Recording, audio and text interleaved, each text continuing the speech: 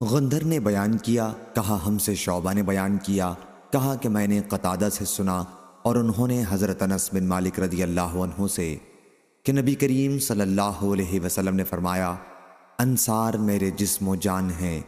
ایک دور آئے گا کہ دوسرے لوگ تو بہت ہو جائیں گے لیکن انصار کم رہ جائیں گے، اس لیے ان کے نیکوکاروں کی پذیرائی کیا کرنا اور خطا کاروں سے درگزر کیا کرنا۔ صحیح بخاری حدیث نمبر 3801۔ شعبہ نے بیان کیا، ان سے ابو اسحاق نے کہا کہ میں نے براء بن عازب رضی اللہ عنہ سے سنا، انہوں نے بیان کیا کہ نبی کریم صلی اللہ علیہ وسلم کے پاس ہدیے میں ایک ریشمی حلہ آیا تو صحابہ اسے چھونے لگے اور اس کی نرمی اور نزاکت پر تعجب کرنے لگے۔ آپ صلی اللہ علیہ وسلم نے اس پر فرمایا، تمہیں اس کی نرمی پر تعجب ہے؟ سعد بن معاذ رضی اللہ عنہ کے رومال جنت میں اس سے کہیں بہتر ہیں، یا آپ نے فرمایا کہ اس سے کہیں زیادہ نرم و نازک ہیں۔ اس حدیث کی روایت قتادہ اور زہری نے بھی کی ہے۔ انہوں نے انس رضی اللہ عنہ سے سنا، انہوں نے نبی کریم صلی اللہ علیہ وسلم سے روایت کیا ہے۔ صحیح بخاری حدیث نمبر 3802۔ ابو عوانہ کے داماد فضل بن مساور نے بیان کیا، کہا ہم سے ابو عوانہ نے بیان کیا، عامش سے، ان سے ابو سفیان نے، اور ان سے جابر رضی اللہ عنہ نے بیان کیا کہ میں نے رسول اللہ صلی اللہ علیہ وسلم سے سنا، آپ نے فرمایا کہ سعد بن معاذ رضی اللہ عنہ کی موت پر عرش ہل گیا۔ اور عامش سے روایت ہے، ان سے ابو صالح نے بیان کیا اور ان سے جابر رضی اللہ عنہ نے نبی کریم صلی اللہ علیہ وسلم سے اسی طرح روایت کیا۔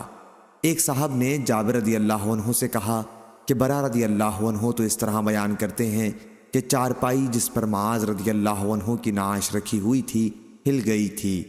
حضرت جابر رضی اللہ عنہ نے کہا، ان دونوں قبیلوں اوس و خزرج کے درمیان زمانہ جاہلیت میں دشمنی تھی۔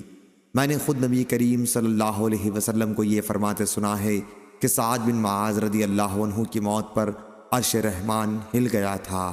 صحیح بخاری حدیث نمبر 3803۔ شعبہ نے بیان کیا، ان سے سعد بن ابراہیم نے، ان سے ابو امامہ بن سہل بن حنیف نے، اور ان سے حضرت ابو سعید خدری رضی اللہ عنہ نے بیان کیا کہ ایک قوم یہود بن قریظہ نے سعد بن معاذ رضی اللہ عنہ کو ثالث مان کر ہتھیار ڈال دیے تو انہیں بلانے کے لیے آدمی بھیجا گیا اور وہ گدھے پر سوار ہو کر آئے۔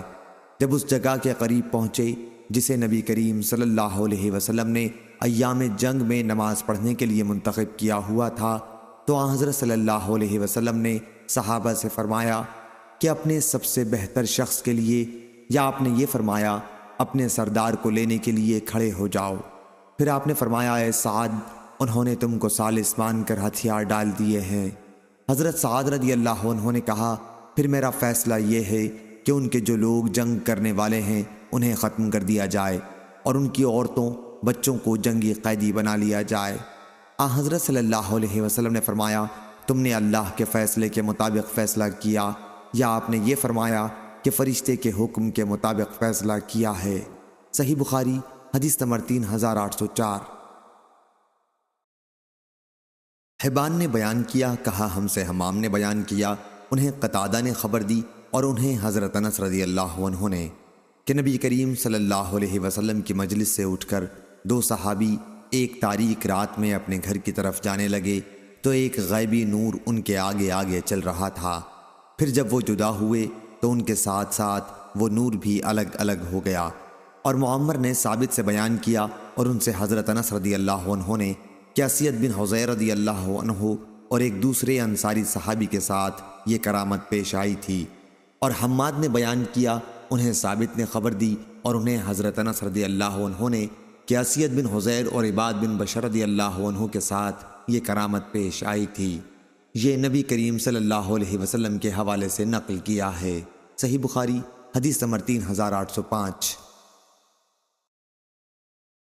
محمد بن بشار نے بیان کیا، انہوں نے کہا ہم سے غندر نے بیان کیا، کہا ہم سے شعبہ نے بیان کیا، ان سے عمرو نے، ان سے ابراہیم نے، ان سے مسروق نے، اور ان سے حضرت عبداللہ بن عمر رضی اللہ عنہ نے بیان کیا کہ میں نے نبی کریم صلی اللہ علیہ وسلم سے سنا، آپ نے فرمایا، قرآن 4 حضرات صحابہ رضی اللہ عنہم، عبداللہ بن مسعود، ابو حذیفہ کے غلام سالم اور ابی بن کعب اور معاذ بن جبل رضی اللہ عنہم سے سیکھو۔ صحیح بخاری حدیث نمبر 3806۔ عبد الصمد نے بیان کیا، انہوں نے کہا ہم سے شعبہ نے بیان کیا کہ ہم سے قتادہ نے بیان کیا، انہوں نے کہا کہ میں نے حضرت انس بن مالک رضی اللہ عنہ سے سنا کہ حضرت ابو اسید رضی اللہ عنہ نے بیان کیا کہ نبی کریم صلی اللہ علیہ وسلم نے فرمایا، انصار کا بہترین گھرانہ بنو نجار کا گھرانہ ہے، پھر بنو عبد الاشہل کا، پھر بنو عبد الحارث کا، پھر بنو سعدہ کا، اور خیر انصار کے تمام گھرانوں میں ہے۔ حضرت سعد بن عبادہ نے کہا، اور وہ اسلام قبول کرنے میں بڑی قدامت رکھتے تھے، کہ میرا خیال ہے حضرت صلی اللہ علیہ وسلم نے ہم پر دوسروں کو فضیلت دے دی ہے۔ ان سے کہا گیا کہ حضرت صلی اللہ علیہ وسلم نے تم کو بھی تو بہت سے لوگوں پر فضیلت دی ہے، اعتراض کی کیا بات ہے؟ صحیح بخاری حدیث نمبر 3807۔ مسروق نے بیان کیا کہ عبداللہ بن عمر رضی اللہ عنہ کی مجلس میں حضرت عبداللہ بن مسعود رضی اللہ عنہ کا ذکر آیا کہ اس وقت سے ان کی محبت میرے دل میں بہت بیٹھ گئی جب میں نے رسول کریم صلی اللہ علیہ وسلم کو یہ فرماتے سنا کہ قرآن 4 آدمیوں سے سیکھو۔ عبداللہ بن مسعود رضی اللہ عنہ سے حضرت صلی اللہ علیہ وسلم نے انہی کے نام سے ابتدا کی، اور ابو حذیفہ رضی اللہ عنہ کے غلام سالم سے، معاذ بن جبل رضی اللہ عنہ سے، اور ابی بن کعب رضی اللہ عنہ سے۔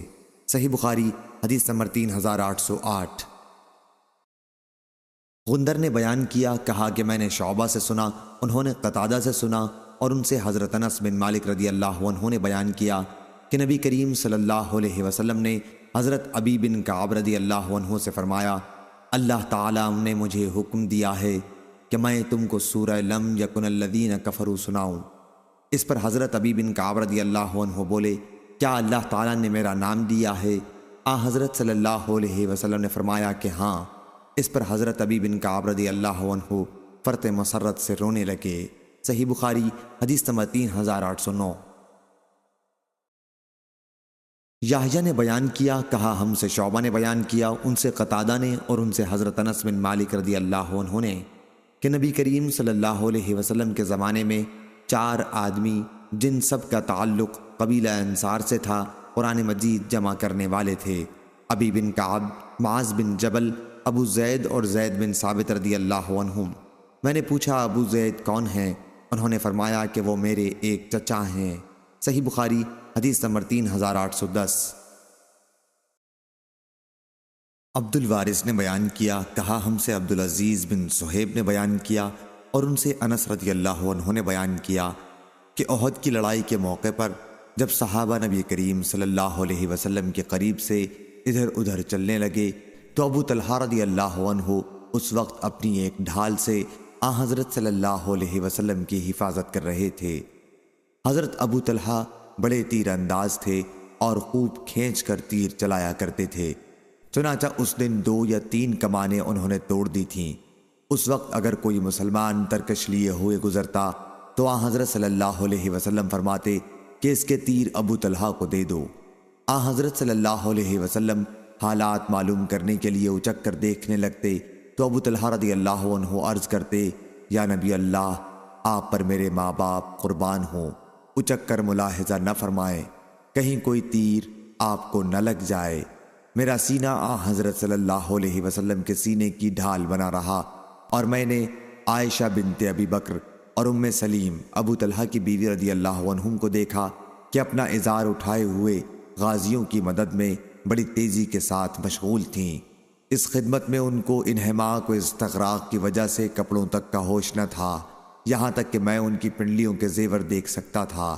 انتہائی جلدی کے ساتھ مشکیزیں اپنی پیٹھوں پر لیے جاتی تھیں اور مسلمانوں کو پلا کر واپس آتی تھیں، اور پھر انہیں بھر کر لے جاتی اور ان کا پانی مسلمانوں کو پلاتی۔ اور ابو طلحہ رضی اللہ عنہ کے ہاتھ سے اس دن 2 یا 3 مرتبہ تلوار چھوٹ کر گر پڑی تھی۔ صحیح بخاری حدیث نمبر 3811۔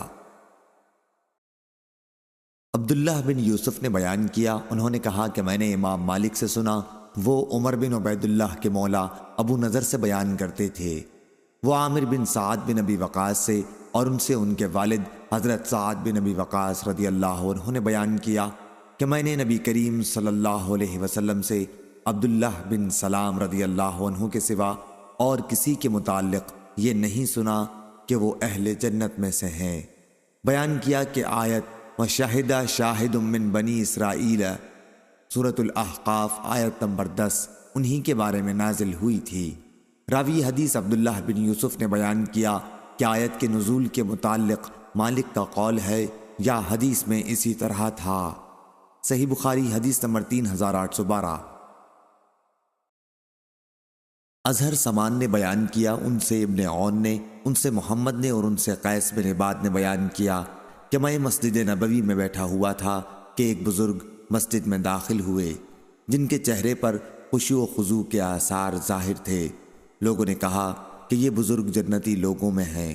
پھر انہوں نے 2 رکعت نماز مختصر طریقے پر پڑھی اور باہر نکل گئے۔ میں بھی ان کے پیچھے ہو لیا اور عرض کی کہ جب آپ مسجد میں داخل ہوئے تھے تو لوگوں نے کہا کہ یہ بزرگ جنت والوں میں سے ہیں۔ اس پر انہوں نے کہا خدا کی قسم کسی کے لیے ایسی بات زبان سے نکالنا مناسب نہیں ہے جسے وہ نہ جانتا ہو، اور میں تمہیں بتاؤں گا کہ ایسا کیوں ہے۔ نبی کریم صلی اللہ علیہ وسلم کے زمانے میں نے ایک خواب میں دیکھا اور آن حضرت صلی اللہ علیہ وسلم سے اسے بیان کیا۔ میں نے خواب یہ دیکھا تھا کہ جیسے میں ایک باغ میں ہوں، پھر انہوں نے اس کی وسعت اور اس کے سبزہ زاروں کا ذکر کیا۔ اس باغ کے درمیان میں ایک لوہے کا کھمبا ہے جس کا نچلا حصہ زمین میں ہے اور اوپر کا آسمان پر، اور اس کی چوٹی پر ایک گھنا درخت ہے العروہ۔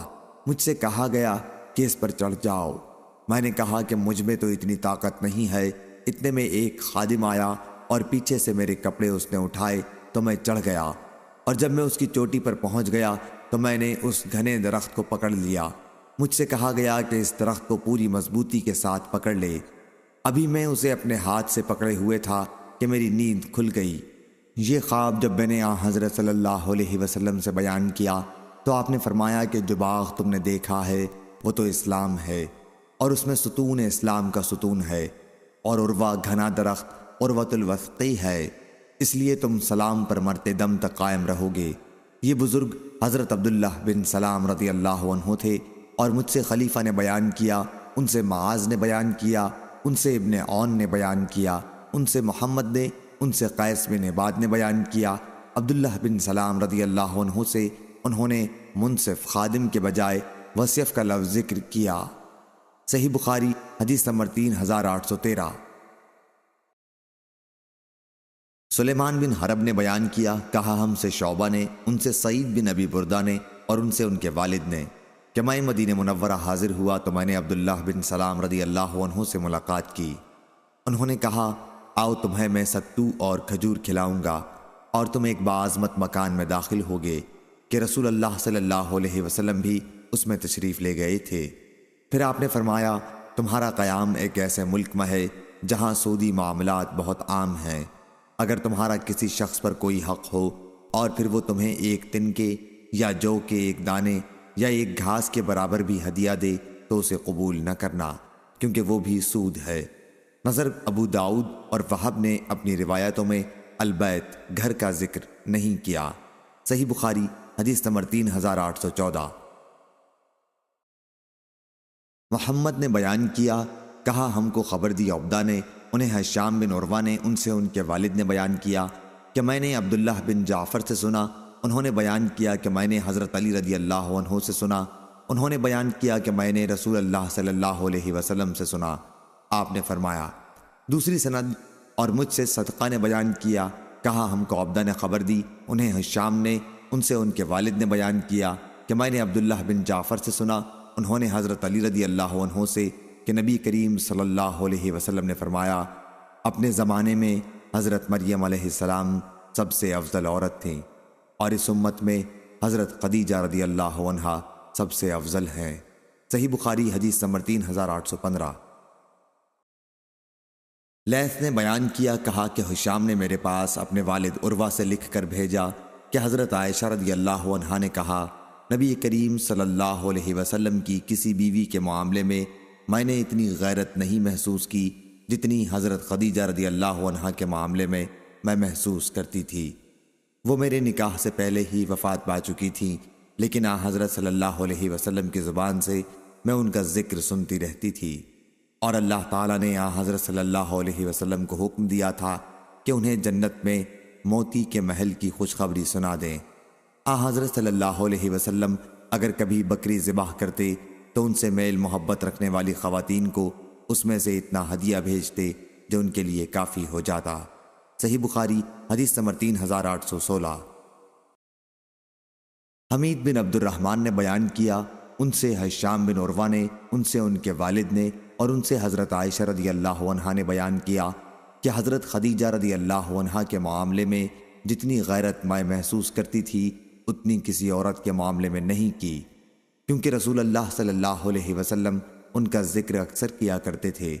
انہوں نے بیان کیا کہ حضرت صلی اللہ علیہ وسلم سے میرا نکاح ان کی وفات کے 3 سال بعد ہوا تھا، اور اللہ تعالیٰ نے انہیں حکم دیا تھا یا جبریل علیہ السلام کے ذریعے یہ پیغام پہنچایا تھا کہ حضرت صلی اللہ علیہ وسلم انہیں جنت میں موتیوں کے ایک محل کی بشارت دے دیں۔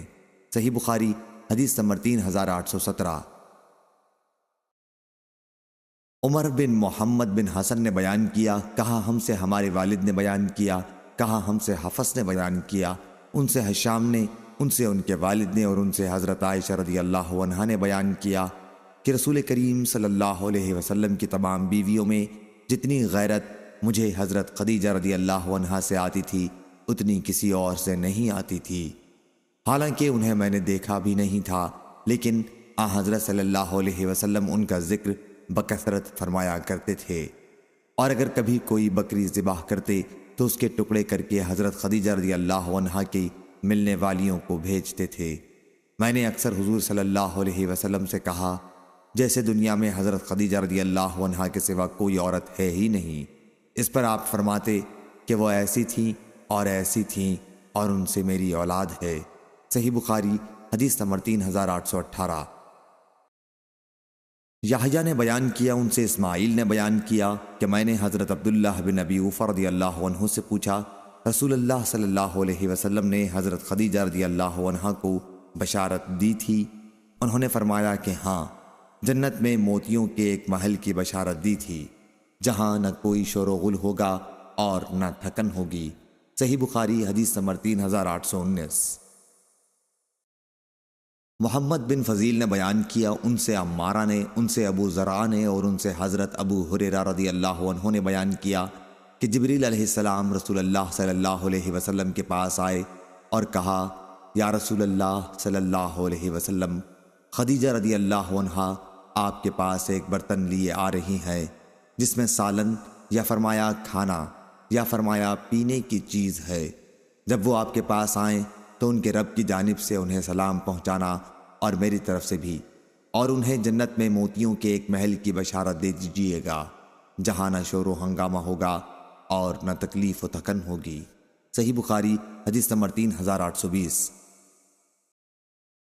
علی بن مسہر نے خبر دی، انہیں ہشام نے، انہیں ان کے والد نے، اور ان سے حضرت عائشہ رضی اللہ عنہا نے بیان کیا کہ حضرت خدیجہ رضی اللہ عنہا کی بہن حالہ بنت خویلد رضی اللہ عنہا نے ایک مرتبہ حضرت صلی اللہ علیہ وسلم سے اندر آنے کی اجازت چاہی تو آپ کو حضرت خدیجہ رضی اللہ عنہا کی اجازت لینے کی یاد آ گئی۔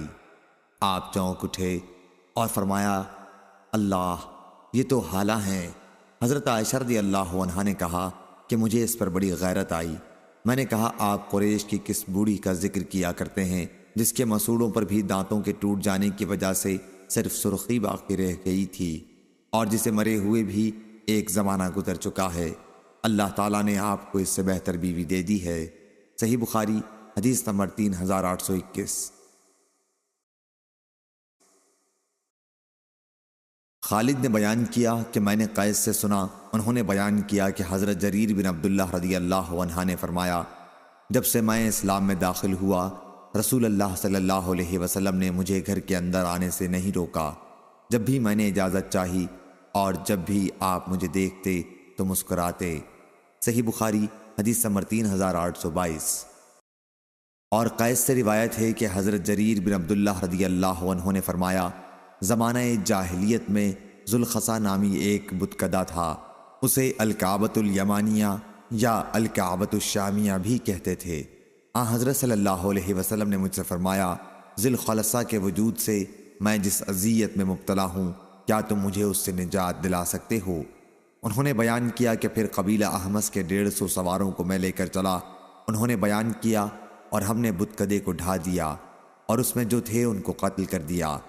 پھر حضرت صلی اللہ علیہ وسلم کی خدمت میں حاضر ہوئے اور آپ کو خبر دی تو آپ نے ہمارے لیے اور قبیلہ احمس کے لیے دعا فرمائی۔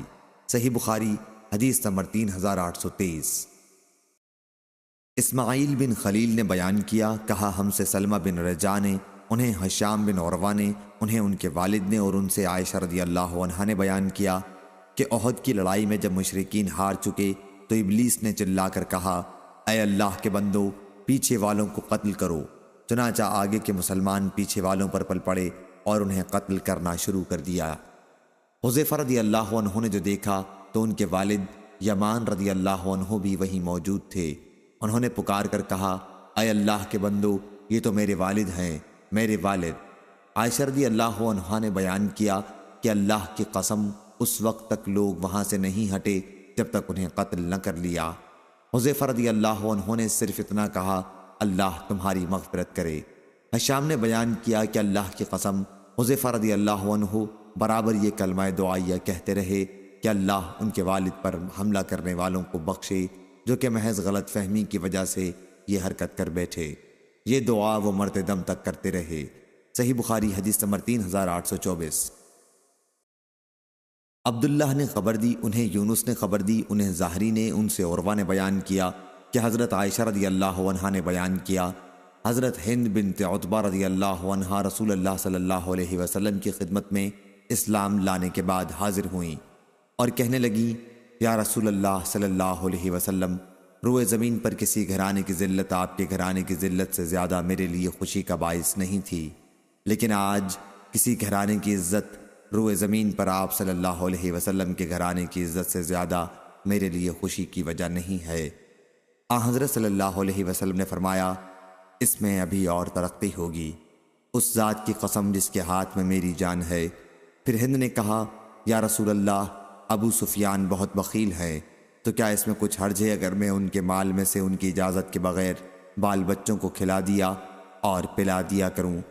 آپ نے فرمایا، ہاں، لیکن میں سمجھتا ہوں کہ یہ دستور کے مطابق ہونا چاہیے۔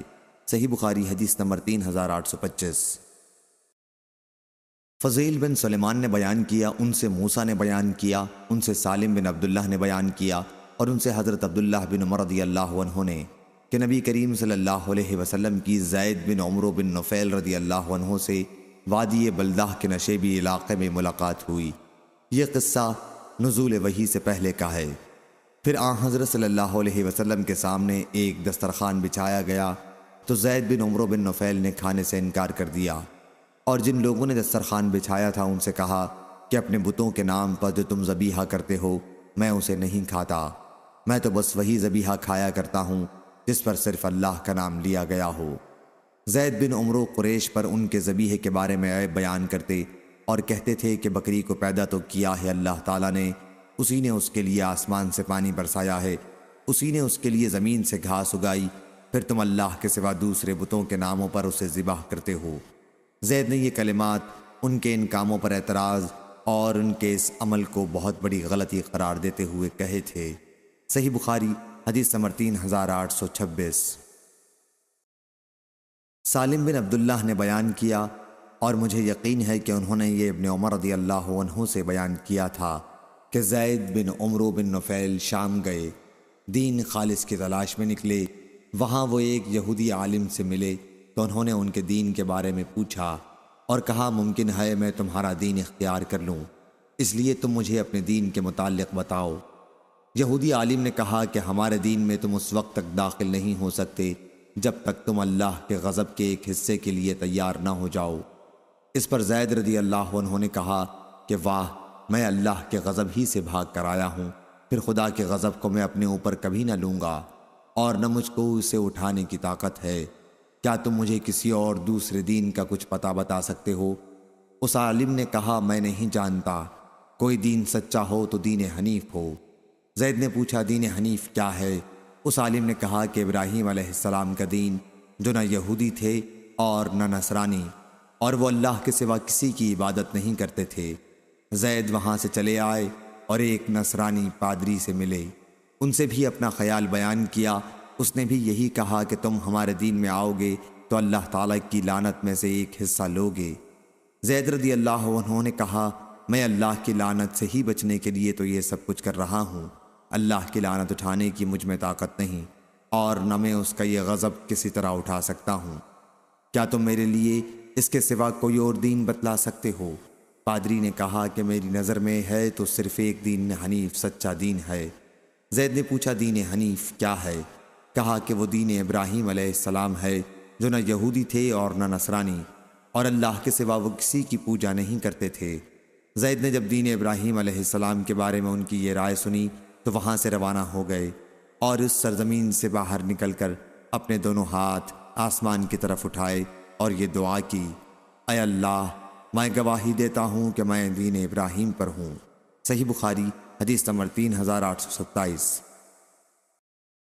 اور لیث بن سعد نے کہا کہ مجھے ہشام نے لکھا اپنے والد عروہ بن زبیر سے، اور انہوں نے کہا کہ ہم سے حضرت اسماء بنت ابی بکر رضی اللہ عنہا نے بیان کیا کہ میں نے زید بن عمرو بن نفیل کو کعبے سے اپنی پیٹھ لگائے ہوئے کھڑے ہو کر یہ سنا، اے قریش کے لوگوں، خدا کی قسم میرے سوا اور کوئی تمہارے یہاں دین ابراہیم پر نہیں ہے، اور زید بیٹیوں کو زندہ نہیں گاڑتے تھے، اور ایسے شخص سے جو اپنی بیٹی کو مار ڈالنا چاہتا کہتے اس کی جان نہ لے، اس کے تمام اخراجات کا ذمہ میں لیتا ہوں۔ چنانچہ لڑکی کو اپنی پرورش میں رکھ لیتے، جب وہ بڑی ہو جاتی تو اس کے باپ سے کہتے اب اگر تم چاہو تو میں تمہاری لڑکی کو تمہارے حوالے کر سکتا ہوں، اور اگر تمہاری مرضی ہو تو میں اس کے سب کام پورے کر دوں گا۔ صحیح بخاری حدیث نمبر 3828۔ ابن جریج نے خبر دی، کہا کہ مجھے عمرو بن دینار نے خبر دی، انہوں نے حضرت جابر بن عبداللہ رضی اللہ عنہ سے سنا، انہوں نے بیان کیا کہ جب کعبے کی تعمیر ہو رہی تھی تو نبی کریم صلی اللہ علیہ وسلم اور حضرت عباس رضی اللہ عنہ اس کے لیے پتھر ڈھو رہے تھے۔ حضرت عباس رضی اللہ عنہ نے حضرت صلی اللہ علیہ وسلم سے کہا اپنا تہبند گردن پر رکھ لو، اس طرح پتھر کی خراش لگنے سے بچ جاؤ گے۔ آپ نے جب ایسا کیا آپ زمین پر گر پڑے اور آپ کی نظر آسمان پر گڑ گئی۔ جب ہوش ہوا تو آپ نے چچا سے فرمایا میرا تہبند لاؤ، پھر انہوں نے آپ کا تہبند خوب مضبوط باندھ دیا۔ صحیح بخاری حدیث نمبر 3829۔ حماد بن زید نے بیان کیا، ان سے عمرو بن دینار اور عبید اللہ بن ابی زید نے بیان کیا کہ نبی کریم صلی اللہ علیہ وسلم کے زمانے میں بیت اللہ کے گرد احاطے کی دیوار نہ تھی، لوگ کعبے کے گرد نماز پڑھتے تھے۔ پھر جب حضرت عمر رضی اللہ عنہ کا دور آیا تو انہوں نے اس کے گرد دیوار بنوائی۔ عبید اللہ نے بیان کیا کہ یہ دیواریں بھی پست تھیں، عبداللہ بن زبیر رضی اللہ عنہ نے ان کو بلند کیا۔ صحیح بخاری حدیث نمبر 3830۔ یحییٰ بن قطان نے بیان کیا کہ مجھ سے میرے والد نے بیان کیا، اور ان سے حضرت عائشہ رضی اللہ عنہا نے بیان کیا کہ عاشورہ کا روزہ قریش لوگ زمانہ جاہلیت میں رکھتے تھے، اور نبی کریم صلی اللہ علیہ وسلم نے بھی اسے باقی رکھا تھا۔ جب آپ صلی اللہ علیہ وسلم مدینہ تشریف لائے تو آپ صلی اللہ علیہ وسلم نے خود بھی اس دن روزہ رکھا اور صحابہ رضی اللہ عنہم کو بھی رکھنے کا حکم دیا۔ لیکن جب رمضان کا روزہ 2 ہجری میں فرض ہوا تو اس کے بعد آپ نے حکم دیا کہ جس کا جی چاہے عاشورہ کا روزہ رکھے اور جو نہ چاہے نہ رکھے۔ صحیح بخاری حدیث نمبر 3831۔ وہیب نے بیان کیا، کہا ہم سے عبداللہ بن طاؤس نے بیان کیا، ان سے ان کے والد نے، اور ان سے حضرت ابن عباس رضی اللہ عنہ نے بیان کیا کہ زمانے جاہلیت میں لوگ حج کے مہینوں میں عمرہ کرنا بہت بڑا گناہ خیال کرتے تھے۔ وہ محرم کو سفر کہتے، ان کے ہاں یہ مثل تھی کہ اونٹ کی پیٹھ کا زخم جب اچھا ہونے لگے اور حاجیوں کے نشانات قدم مٹ چکے تو اب عمرہ کرنے والوں کا عمرہ جائز ہوا۔ ابن عباس رضی اللہ عنہ نے بیان کیا کہ پھر رسول اللہ صلی اللہ علیہ وسلم اپنے اصحاب کے ساتھ ذی الحج کی 4 تاریخ کو حج کا احرام باندھے ہوئے مکہ تشریف لائے تو آپ نے صحابہ کو حکم دیا کہ اپنے حج کو عمرہ کر ڈالیں، طواف اور سعی کر کے احرام کھول دیں۔ صحابہ نے عرض کیا یا رسول اللہ، اس عمرے اور حج کے دوران میں کیا چیزیں حلال ہوں گی؟ آپ نے فرمایا کہ تمام چیزیں جو احرام کی نہ ہونے کی حالت میں حلال تھیں وہ سب حلال ہو جائیں گی۔ صحیح بخاری حدیث نمبر 3832۔ علی بن عبداللہ مدینی نے بیان کیا، کہا ہم سے سفیان بن عینہ نے کہا کہ عمرو بن دینار بیان کیا کرتے تھے کہ ہم سے سعید بن مسیب نے اپنے والد سے بیان کیا، انہوں نے سعید کے دادا حزن سے بیان کیا کہ زمانے جاہلیت میں ایک مرتبہ سیلاب آیا کہ مکے کی دونوں پہاڑیوں کے درمیان پانی ہی پانی ہو گیا۔ سفیان نے بیان کیا یا بیان کرتے تھے کہ اس حدیث کا ایک بہت بڑا قصہ ہے۔ صحیح بخاری حدیث نمبر 3833۔ ابو عوانہ نے بیان کیا، ان سے بیان نے، ان سے ابو البشر نے اور ان سے قیس بن ابی حازم نے بیان کیا کہ ابو بکر رضی اللہ عنہ قبیلہ احمس کی ایک عورت سے ملے، ان کا نام زینب بنت مہاجر تھا۔ آپ نے دیکھا کہ وہ بات ہی نہیں کرتی، دریافت فرمایا کیا بات ہے، یہ بات کیوں نہیں کرتی؟ لوگوں نے بتایا کہ مکمل خاموشی کے ساتھ حج کرنے کی منت مانی ہے۔ ابو بکر رضی اللہ عنہ نے ان سے فرمایا عجیب بات کرو، اس طرح حج کرنا تو جاہلیت کی رسم ہے۔ چنانچہ اس نے بات کی اور پوچھا آپ کون ہیں؟ حضرت ابو بکر رضی اللہ عنہ نے کہا کہ میں مہاجرین کا ایک آدمی ہوں۔ انہوں نے پوچھا کہ مہاجرین کے کس قبیلے سے ہیں؟ آپ نے فرمایا کہ قریش سے۔ انہوں نے پوچھا قریش کے کس خاندان سے؟ حضرت ابو بکر رضی اللہ عنہ نے اس پر فرمایا تم بہت پوچھنے والی عورت ہو، میں ابو بکر رضی اللہ عنہ ہوں۔ اس کے بعد انہوں نے پوچھا جاہلیت کے بعد اللہ تعالیٰ نے جو ہمیں یہ دین حق عطا فرمایا ہے، اس پر ہم مسلمان کب تک قائم رہ سکیں گے؟ آپ نے فرمایا اس پر تمہارا قیام اس وقت تک رہے گا جب تک تمہارے امام حاکم سیدھے رہیں گے۔ اس خاتون نے پوچھا امام سے کیا مراد ہے؟ آپ نے فرمایا کہ تمہاری قوم میں سردار اور اشراف لوگ نہیں ہیں جو اگر لوگوں کو کوئی حکم دیں تو وہ اس کی اطاعت کریں۔ اس نے کہا کہ کیوں نہیں ہیں؟ ابو بکر رضی اللہ عنہ نے کہا کہ امام سے یہی مراد ہے۔ صحیح بخاری حدیث نمبر 3834۔ علی بن مسہر نے خبر دی، انہیں حشام نے، انہیں ان کے والد نے اور ان سے حضرت عائشہ رضی اللہ عنہا نے بیان کیا کہ ایک کالی عورت جو کسی عرب کی باندی تھی اسلام لائیں اور مسجد میں ان کے رہنے کے لیے ایک کوٹھڑی تھی۔ حضرت عائشہ رضی اللہ عنہا نے بیان کیا وہ ہمارے یہاں آیا کرتی اور باتیں کیا کرتی تھی، لیکن جب باتوں سے فارغ ہو جاتیں تو وہ یہ شعر پڑھتیں، اور ہار والا دن بھی ہمارے رب کے عجائب قدرت میں سے ہے کہ اسی نے بفضل ہی کفر کے شہر سے مجھے چھڑایا۔ اس نے جب کئی مرتبہ یہ شعر پڑھا تو عائشہ رضی اللہ عنہا نے اس سے دریافت کیا کہ ہار والے دن کا قصہ کیا ہے؟ اس نے بیان کیا کہ میرے مالکوں کے گھرانے کی ایک لڑکی جو نئی دلہن تھی لال چمڑے کا ایک ہار باندھے ہوئے تھی، وہ باہر نکلی تو اتفاق سے وہ گر گیا، ایک چیل کی اس پر نظر پڑی اور وہ اسے گوشت سمجھ کر اٹھا کر لے گئی۔ لوگوں نے مجھے اس کے لیے چوری کی تہمت لگائی اور مجھے سزائیں دینی شروع کیں، یہاں تک کہ میری شرمگاہ کی بھی تلاشی لی۔ خیر وہ ابھی میرے چاروں طرف جمع ہی تھے اور میں اپنی مصیبت میں مبتلا تھی کہ چیل آئی اور ہمارے سروں کے بالکل اوپر اڑنے لگی۔ پھر اس نے وہی ہار نیچے گرا دیا، لوگوں نے اسے اٹھا لیا تو میں نے ان سے کہا اس کے لیے تم لوگ مجھے اتہام لگا رہے تھے حالانکہ میں بے گناہ تھی۔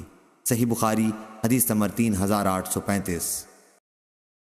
اسماعیل بن جعفر نے بیان کیا، ان سے عبداللہ بن دینار نے اور ان سے عبداللہ بن عمر رضی اللہ عنہ نے کہ نبی کریم صلی اللہ علیہ وسلم نے فرمایا ہاں اگر کسی کو قسم کھانی ہی ہو تو اللہ کے سوا اور کسی کی قسم نہ کھائے۔ قریش اپنے باپ دادا کی قسم کھایا کرتے تھے، اس لیے آپ نے انہیں فرمایا کہ اپنے باپ دادا کے نام کی قسم نہ کھایا کرو۔ صحیح بخاری حدیث نمبر 3836۔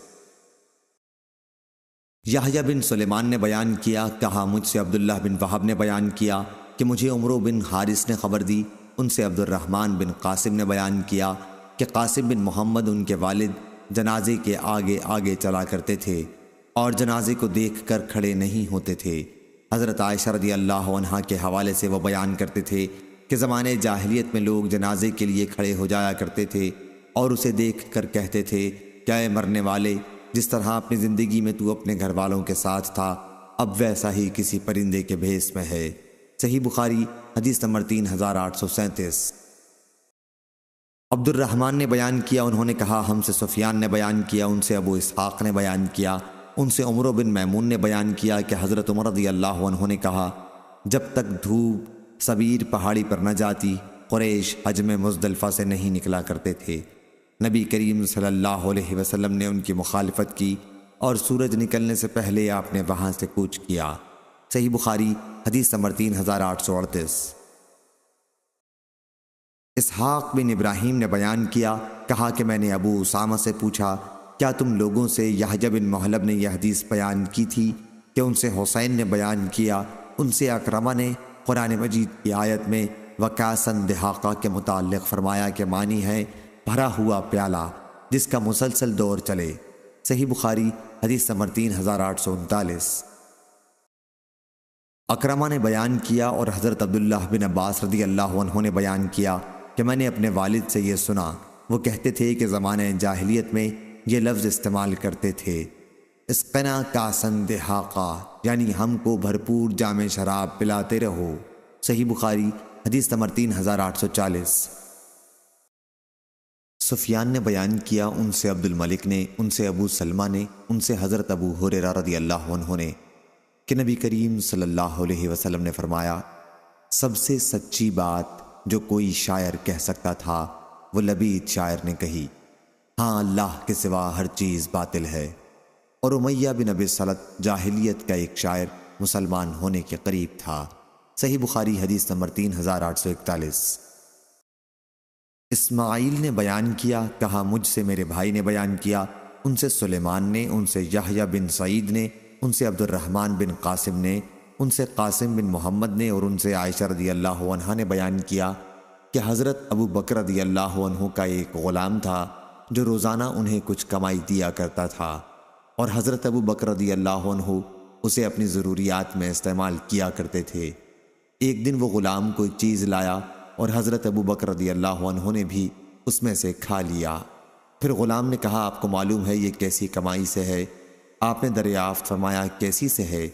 اس نے کہا، میں نے زمانہ جاہلیت میں ایک شخص کے لیے کہانت کی تھی، حالانکہ مجھے کہانت نہیں آتی تھی، میں نے اسے صرف دھوکہ دیا تھا، لیکن اتفاق سے وہ مجھے مل گیا اور اس نے اس کی اجرت میں مجھ کو یہ چیز دی تھی، آپ کھا بھی چکے ہیں۔ حضرت ابو بکر رضی اللہ عنہ نے یہ سنتے ہی اپنا ہاتھ منہ میں ڈالا اور پیٹ کی تمام چیزیں قے کر کے نکال دیں۔ صحیح بخاری حدیث نمبر 3842۔ نافع نے خبر دی اور ان سے عبداللہ بن عمر رضی اللہ عنہ نے بیان کیا کہ زمانے جاہلیت کے لوگ حبل الحبلہ تک قیمت کی ادائیگی کے وعدے پر اونٹ کا گوشت ادھار بیچا کرتے تھے۔ عبداللہ رضی اللہ عنہ نے بیان کیا کہ حبل الحبلہ کا مطلب یہ ہے کہ کوئی حاملہ اونٹنی اپنا بچہ جننے، پھر وہ نوزائیدہ بچہ بڑھ کر حاملہ ہو۔ نبی کریم صلی اللہ علیہ وسلم نے اس طرح کی خرید و فروخت ممنوع قرار دے دی تھی۔ صحیح بخاری حدیث نمبر 3843۔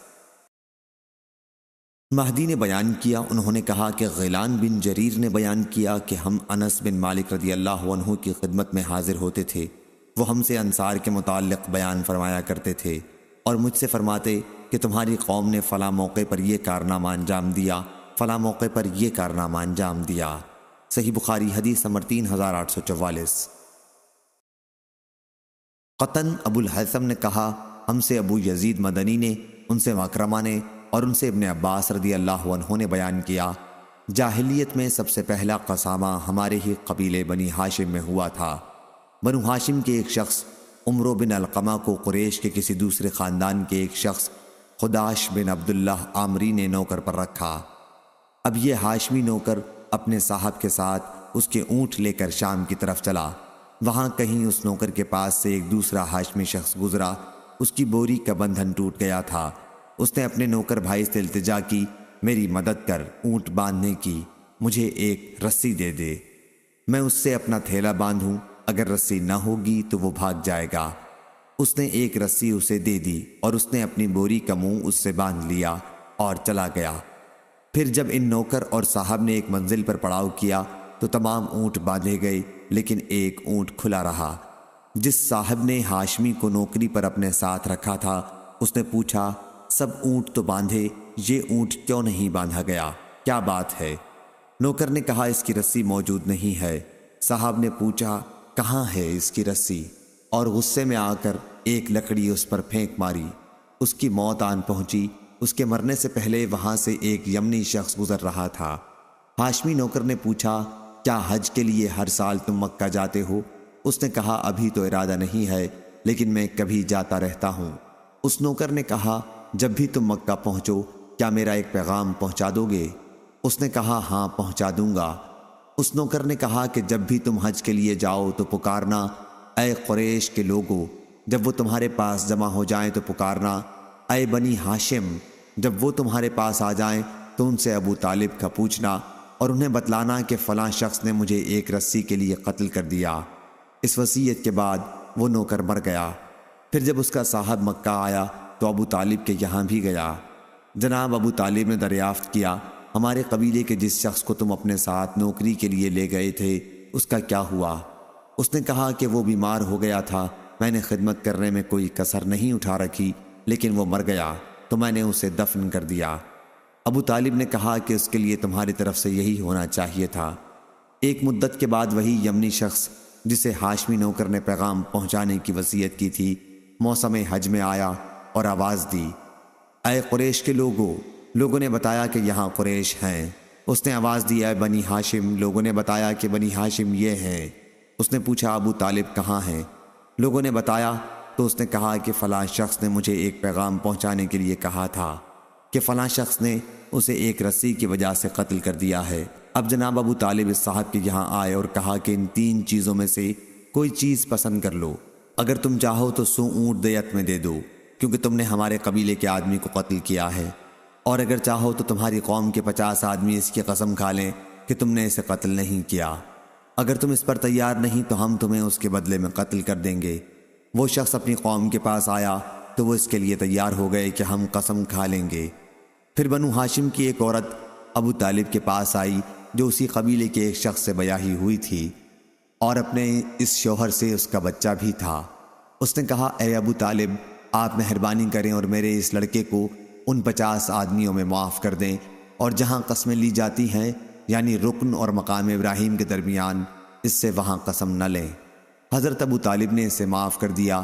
اس کے بعد ان میں کا ایک اور شخص آیا اور کہا اے ابو طالب آپ نے 100 اونٹوں کی جگہ 50 آدمیوں سے قسم طلب کی ہے، اس طرح ہر شخص پر 2 اونٹ پڑتے ہیں، یہ اونٹ میری طرف سے آپ قبول کر لیں اور مجھے اس مقام پر قسم کے لیے مجبور نہ کریں جہاں قسم لی جاتی ہے۔ حضرت ابو طالب نے اسے بھی منظور کر لیا۔ اس کے بعد بقیہ 48 جو آدمی آئے اور انہوں نے قسم کھا لی۔ ابن عباس رضی اللہ عنہ نے کہا اس ذات کی قسم جس کے ہاتھ میں میری جان ہے، ابھی اس واقعے کو پورا سال بھی نہیں گزرا تھا کہ ان 48 آدمیوں میں سے ایک بھی ایسا نہیں رہا جو آنکھ ہلاتا۔ صحیح بخاری حدیث نمبر 3845۔ اسامہ نے بیان کیا ان سے حشام نے، ان سے ان کے والد نے، اور ان سے حضرت عائشہ رضی اللہ عنہا نے بیان کیا کہ بعث کی لڑائی اللہ تعالیٰ نے مصلحت کی وجہ سے رسول اللہ صلی اللہ علیہ وسلم سے پہلے برپا کرا دی تھی۔ حضرت صلی اللہ علیہ وسلم جب مدینہ تشریف لائے تو یہاں انصار کی جماعت میں پھوٹ پڑی ہوئی تھی، ان کے سردار مارے جا چکے تھے یا زخمی ہو چکے تھے۔ اللہ تعالیٰ نے اس لڑائی کو اس لیے پہلے برپا کیا تھا کہ انصار اسلام میں داخل ہو جائیں۔ صحیح بخاری حدیث نمبر 3846۔ عمروں نے خبر دی، انہیں بکیر بن اشج نے اور عبداللہ بن عباس رضی اللہ عنہ کے مولا کریم نے ان سے بیان کیا کہ عبداللہ بن عباس رضی اللہ عنہ نے بتایا صفا اور مروہ کے درمیان نالے کے اندر زور سے دوڑنا سنت نہیں ہے۔ یہاں جاہلیت کے دور میں لوگ تیزی کے ساتھ دوڑا کرتے تھے کہ ہم تو اس پتھریلی جگہ سے دوڑ ہی کر پار ہوں گے۔ صحیح بخاری حدیث نمبر 3847۔ سفیان نے بیان کیا، انہوں نے کہا ہم کو مطرف نے خبر دی، کہا میں نے ابو سفر سے سنا، وہ بیان کرتے تھے کہ میں نے عبداللہ بن عباس رضی اللہ عنہ سے سنا، انہوں نے کہا اے لوگو میری باتیں سنو کہ میں تم سے بیان کرتا ہوں اور جو کچھ تم نے سمجھا ہے وہ مجھے سناؤ۔ ایسا نہ ہو کہ تم لوگ یہاں سے اٹھ کر بغیر سمجھے چلے جاؤ اور پھر کہنے لگو کہ ابن عباس رضی اللہ عنہ نے یوں کہا اور ابن عباس رضی اللہ عنہ نے یوں کہا۔ جو شخص بھی بیت اللہ کا طواف کرے تو وہ حتیم کے پیچھے سے طواف کرے، اور حجر کو حتیم نہ کہا کرو، یہ جاہلیت کا نام ہے۔ اس وقت لوگوں میں جب کوئی کسی بات کی قسم کھاتا تو اپنا کوڑا، جوتا یا کمان وہاں پھینک دیتا۔ صحیح بخاری حدیث نمبر 3848۔ حشیم نے بیان کیا، ان سے حسین نے، ان سے عمر بن میمون نے بیان کیا کہ میں نے زمانہ جاہلیت میں ایک بندریا دیکھی اس کے چاروں طرف بہت سے بندر جمع ہو گئے تھے۔ اس بندریا نے زنا کرایا تھا، اس لیے سبوں نے مل کر اسے رجم کیا اور ان کے ساتھ میں بھی پتھر مارنے میں شریک ہوا۔ صحیح بخاری حدیث نمبر 3849۔ سفیان نے بیان کیا، ان سے عبید اللہ نے، اور انہوں نے حضرت عبداللہ بن عباس رضی اللہ عنہ سے سنا۔ انہوں نے کہا کہ جاہلیت کی عادتوں میں سے یہ عادتیں ہیں: نسب کے معاملے میں طعنہ مارنا اور میت پر نوحہ کرنا۔ تیسری عادت کے متعلق عبید اللہ راوی بھول گئے تھے، اور سفیان نے بیان کیا کہ لوگ کہتے ہیں کہ وہ تیسری بات ستاروں کو بارش کی علت سمجھنا ہے۔ صحیح بخاری حدیث نمبر 3850۔ نظر نے بیان کیا، کہا ان سے حشام نے، ان سے اکرمہ نے، اور ان سے حضرت ابن عباس رضی اللہ عنہ نے بیان کیا کہ جب رسول اللہ صلی اللہ علیہ وسلم کی 40 سال کی عمر ہوئی تو آپ پر وحی نازل ہوئی۔ اس کے بعد حضرت صلی اللہ علیہ وسلم 13 سال مکہ مکرمہ میں رہے، پھر آپ کو ہجرت کا حکم ہوا اور آپ مدینہ منورہ ہجرت کر کے چلے گئے۔ وہاں 10 سال رہے، پھر آپ نے وفات فرمائی صلی اللہ علیہ وسلم۔ اس حساب سے کل عمر شریف آپ کی 63 سال ہوتی ہے، اور یہی صحیح ہے۔ صحیح بخاری حدیث نمبر 3851۔ سفیان بن عینہ نے بیان کیا، کہا ہم سے بیان بن بشر اور اسماعیل بن ابو خالد نے بیان کیا، کہا کہ ہم نے قیس بن ابو حازم سے سنا، وہ بیان کرتے تھے کہ میں نے خباب بن ارد سے سنا۔ انہوں نے بیان کیا کہ میں رسول اللہ صلی اللہ علیہ وسلم کی خدمت میں حاضر ہوا تو آپ کعبے کے سائے تلے چادر مبارک پر ٹیک لگائے بیٹھے تھے۔ ہم لوگ مشرکین سے انتہائی تکالیف اٹھا رہے تھے۔ میں نے عرض کیا، یا رسول اللہ، اللہ تعالیٰ سے آپ دعا کیوں نہیں فرماتے؟ اس پر آپ سیدھے بیٹھ گئے، چہرہ مبارک غصے میں سرخ ہو گیا اور فرمایا، تم سے پہلے ایسے لوگ گزر چکے ہیں کہ لوہے کے کنگھوں کو ان کے گوشت اور پٹھوں سے گزار کر ان کی ہڈیوں تک پہنچا دیا گیا، اور یہ معاملہ بھی انہیں ان کے دین سے نہ پھیر سکا۔ کسی کے سر پر آرا رکھ کر اس کے 2 ٹکڑے کر دیے گئے، اور یہ بھی انہیں ان کے دین سے نہ پھیر سکا۔ اس دین اسلام کو تو اللہ تعالیٰ خود ہی ایک دن تمام و کمال تک پہنچائے گا کہ ایک سوار صنعاء سے حضرموت تک تنہا جائے گا، اور راستے میں اسے اللہ کے سوا اور کسی کا خوف نہ ہوگا۔ بیان نے اپنی روایت میں یہ زیادہ کیا کہ سوائے بھیڑیے کے کہ اس سے اپنی بکریوں کے معاملے میں اسے ڈر ہوگا۔ صحیح بخاری حدیث نمبر 3852۔ شعیب نے بیان کیا، ان سے ابو اسحاق نے، ان سے اسود نے، اور ان سے عبداللہ بن مسعود رضی اللہ عنہ نے کہ نبی کریم صلی اللہ علیہ وسلم نے سورہ نجم پڑھی اور سجدہ کیا۔ اس وقت آپ کے ساتھ تمام لوگوں نے سجدہ کیا، صرف ایک شخص کو میں نے دیکھا کہ اپنے ہاتھ میں اس نے کنکریاں اٹھا کر اس پر اپنا سر رکھ دیا اور کہنے لگا کہ میرے لیے بس اتنا ہی کافی ہے۔ میں نے پھر اسے دیکھا کہ کفر کی حالت میں وہ قتل کیا گیا۔ صحیح بخاری حدیث نمبر 3853۔ غندر نے بیان کیا، کہا ہم سے شعبہ نے، ان سے ابو اسحاق نے، ان سے عمر بن میمون نے، اور ان سے عبداللہ بن مسعود رضی اللہ عنہ نے بیان کیا کہ نبی کریم صلی اللہ علیہ وسلم نماز پڑھتے ہوئے سجدے کی حالت میں تھے۔ قریش کے کچھ لوگ وہیں ارد گرد موجود تھے۔ اتنے میں عقبہ بن ابی معیط اونٹ کی اوجڑی بچہ دان لایا اور حضور اکرم صلی اللہ علیہ وسلم کی پیٹھ مبارک پر اسے ڈال دیا۔ اس کی وجہ سے آپ نے اپنا سر نہیں اٹھایا۔ پھر فاطمہ رضی اللہ عنہا آئیں اور گندگی کو پیٹھ مبارک سے ہٹایا، اور جس نے ایسا کیا تھا اسے بد دعا دی۔ حضور صلی اللہ علیہ وسلم نے بھی ان کے حق میں بد دعا کی کہ اے اللہ، قریش کی اس جماعت کو پکڑ لے۔ ابو جہل بن ہشام، عتبہ بن ربیعہ، شیبہ بن ربیعہ اور امیہ بن خلف یا امیہ کے بجائے آپ نے بد دعا ابی بن خلف کے حق میں فرمائی۔ شبہ راوی حدیث شعبہ کو تھا۔ عبداللہ بن مسعود رضی اللہ عنہ نے کہا کہ پھر میں نے دیکھا کہ بدر کی لڑائی میں یہ سب لوگ قتل کر دیے گئے اور ایک کنویں میں انہیں ڈال دیا گیا تھا، سوا امیہ یا ابی کے کہ اس کا ہر ایک جوڑ الگ ہو گیا تھا، اسے کنویں میں نہیں ڈالا جا سکا۔ صحیح بخاری حدیث نمبر 3854۔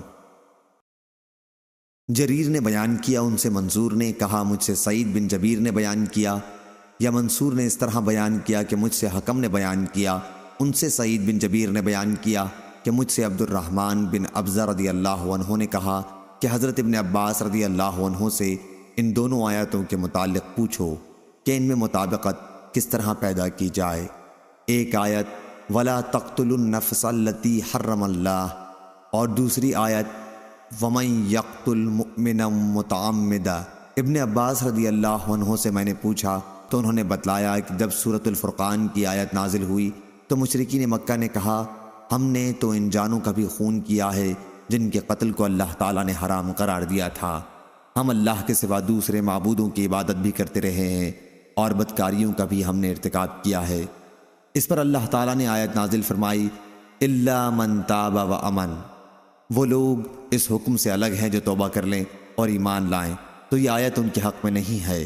لیکن سورہ النساء کی آیت اس شخص کے باب میں ہے جو اسلام اور شرائع اسلام کے احکام کی جان کر بھی کسی کو قتل کرے تو اس کی سزا جہنم ہے۔ میں نے عبداللہ بن عباس رضی اللہ عنہ کے اس ارشاد کا ذکر مجاہد سے کیا تو انہوں نے کہا کہ وہ لوگ اس حکم سے الگ ہیں جو توبہ کر لیں۔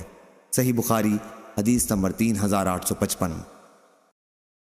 یحییٰ بن ابی کثیر نے بیان کیا، ان سے محمد بن ابراہیم تیمی نے بیان کیا کہ مجھ سے عروہ بن زبیر نے بیان کیا کہ میں نے عبداللہ بن عمرو بن عاص رضی اللہ عنہ سے پوچھا، مجھے مشرکین کے سب سے سخت ظلم کے متعلق بتاؤ جو مشرکین نے نبی کریم صلی اللہ علیہ وسلم کے ساتھ کیا تھا۔ انہوں نے کہا کہ نبی کریم صلی اللہ علیہ وسلم حتیم میں نماز پڑھ رہے تھے کہ عقبہ بن ابی معیط آیا اور ظالم اپنا کپڑا حضور اکرم صلی اللہ علیہ وسلم کی گردن مبارک میں پھنسا کر زور سے آپ کا گلا گھونٹنے لگا۔ اتنے میں حضرت ابو بکر صدیق رضی اللہ عنہ آ گئے اور انہوں نے اس بدبخت کا کندھا پکڑ کر حضرت کے پاس سے ہٹا دیا اور کہا، کیا تم لوگ ایک شخص کو صرف اس لیے مار ڈالنا چاہتے ہو کہ وہ کہتا ہے کہ میرا رب اللہ ہے؟ الآیت۔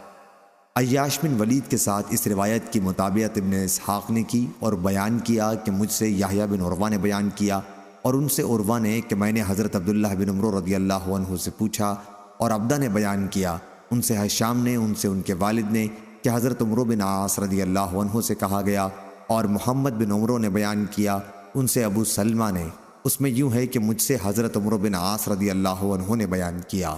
صحیح بخاری حدیث نمبر 3856۔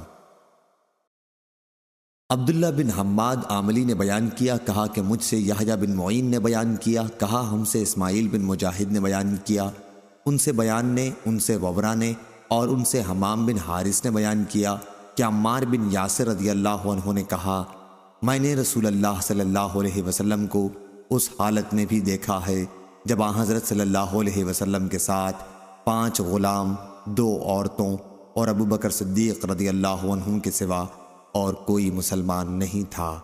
صحیح بخاری حدیث نمبر 3857۔ ابو اسامہ نے خبر دی، انہوں نے کہا ہم سے ہاشم بن ہاشم نے بیان کیا، کہا کہ میں نے سعید بن مسیب سے سنا، کہا کہ میں نے ابو اسحاق سعد بن ابی وقاص رضی اللہ عنہ سے سنا، انہوں نے بیان کیا کہ جس دن میں اسلام لایا ہوں دوسرے لوگ بھی اسی دن اسلام لائے، اور اسلام میں داخل ہونے والے تیسرے آدمی کی حیثیت سے مجھ پر 7 دن گزرے۔ صحیح بخاری حدیث نمبر 3858۔ مسعر نے بیان کیا، ان سے معان بن عبد الرحمن نے بیان کیا، کہا کہ میں نے اپنے والد سے سنا، انہوں نے بیان کیا کہ میں نے مسروق سے پوچھا کہ جس رات میں جنہوں نے قرآن مجید سنا تھا اس کی خبر نبی کریم صلی اللہ علیہ وسلم کو کس نے دی تھی؟ مسروق نے کہا کہ مجھ سے تمہارے والد حضرت عبداللہ بن مسعود رضی اللہ عنہ نے بیان کیا کہ حضرت صلی اللہ علیہ وسلم کو جنوں کی خبر ایک ببول کے درخت نے دی تھی۔ صحیح بخاری حدیث نمبر 3859۔ عمرو بن یحییٰ بن سعید نے بیان کیا، انہوں نے کہا کہ مجھے میرے دادا نے خبر دی اور انہیں ابو ہریرہ رضی اللہ عنہ نے کہ وہ رسول اللہ صلی اللہ علیہ وسلم کے وضو اور قضاء حاجت کے لیے پانی کا ایک برتن لیے ہوئے آپ کے پیچھے پیچھے چل رہے تھے کہ حضور صلی اللہ علیہ وسلم نے فرمایا، یہ کون صاحب ہیں؟ بتایا کہ ابو ہریرہ رضی اللہ عنہ ہے۔ حضرت صلی اللہ علیہ وسلم نے فرمایا کہ استنجے کے لیے چند پتھر تلاش کر لا، اور ہاں ہڈی اور لید نہ لانا۔ پھر میں پتھر لے کر حاضر ہوا، میں انہیں اپنے کپڑے میں رکھے ہوئے تھا اور لا کر آپ کے قریب اسے رکھ دیا اور وہاں سے واپس چلا آیا۔ آپ جب قضاء حاجت سے فارغ ہوئے تو میں پھر آپ کی خدمت میں حاضر ہوا اور عرض کی، ہڈی اور گوبر میں کیا بات ہے؟ آپ نے فرمایا، اس لیے کہ وہ جنوں کی خوراک ہیں۔ میرے پاس نصیبین کے جنوں کا ایک وفد آیا تھا اور کیا ہی اچھے وہ جن تھے، تو انہوں نے مجھ سے توشہ مانگا۔ میں نے ان کے لیے اللہ سے یہ دعا کی کہ جب بھی ہڈی یا گوبر پر ان کی نظر پڑے تو ان کے لیے اس چیز سے کھانا ملے۔ صحیح بخاری حدیث نمبر 3860۔ عمر بن عباس نے بیان کیا، کہا ہم سے عبد الرحمن بن مہدی نے، کہا ہم سے مسنا نے، ان سے ابو جمرہ نے، اور ان سے ابن عباس رضی اللہ عنہ نے بیان کیا کہ جب ابو ذر رضی اللہ عنہ کو رسول اللہ صلی اللہ علیہ وسلم کی نبوت کے بارے میں معلوم ہوا تو انہوں نے اپنے بھائی انیس سے کہا، مکے جانے کے لیے سواری تیار کر، اور اس شخص کے متعلق جو نبی ہونے کا مدعی ہے اور کہتا ہے کہ اس کے پاس آسمان سے خبر آتی ہے، میرے لیے خبریں حاصل کر کے لا، اس کی باتوں کو خود غور سے سننا اور پھر میرے پاس آنا۔ ان کے بھائی وہاں سے چلے اور مکہ حاضر ہو کر حضرت صلی اللہ علیہ وسلم کی باتیں خود سنی۔ پھر واپس ہو کر انہوں نے ابو ذر رضی اللہ عنہ کو بتایا کہ میں نے انہیں خود دیکھا ہے، وہ اچھے اخلاق کا لوگوں کو حکم کرتے ہیں، اور میں نے ان سے جو کلام سنا وہ شعر نہیں ہے۔ اس پر ابو ذر رضی اللہ عنہ نے کہا، جس مقصد کے لیے میں نے تمہیں بھیجا تھا مجھے اس پر پوری طرح تشفی نہیں ہوئی۔ آخر انہوں نے خود توشہ باندھا، پانی سے بھرا ہوا ایک پرانا مشکیزہ ساتھ لیا اور مکہ آئے، مسجد الحرام میں حاضری دی اور یہاں نبی کریم صلی اللہ علیہ وسلم کو تلاش کیا۔ ابو ذر رضی اللہ عنہ حضرت صلی اللہ علیہ وسلم کو پہچانتے نہیں تھے اور کسی سے آپ کے متعلق پوچھنا بھی مناسب نہیں سمجھا۔ کچھ رات گزر گئی کہ وہ لیٹے ہوئے تھے۔ حضرت علی رضی اللہ عنہ نے ان کو اس حالت میں دیکھا اور سمجھ گئے کہ کوئی مسافر ہے۔ علی رضی اللہ عنہ نے ان سے کہا کہ آپ میرے گھر پر چل کر آرام کیجئے۔ ابو ذر رضی اللہ عنہ ان کے پیچھے پیچھے چلے گئے، لیکن کسی نے ایک دوسرے کے بارے میں بات نہیں کی۔ جب صبح ہوئی تو ابو ذر رضی اللہ عنہ نے اپنا مشکیزہ اور توشہ اٹھایا اور مسجد الحرام میں آ گئے۔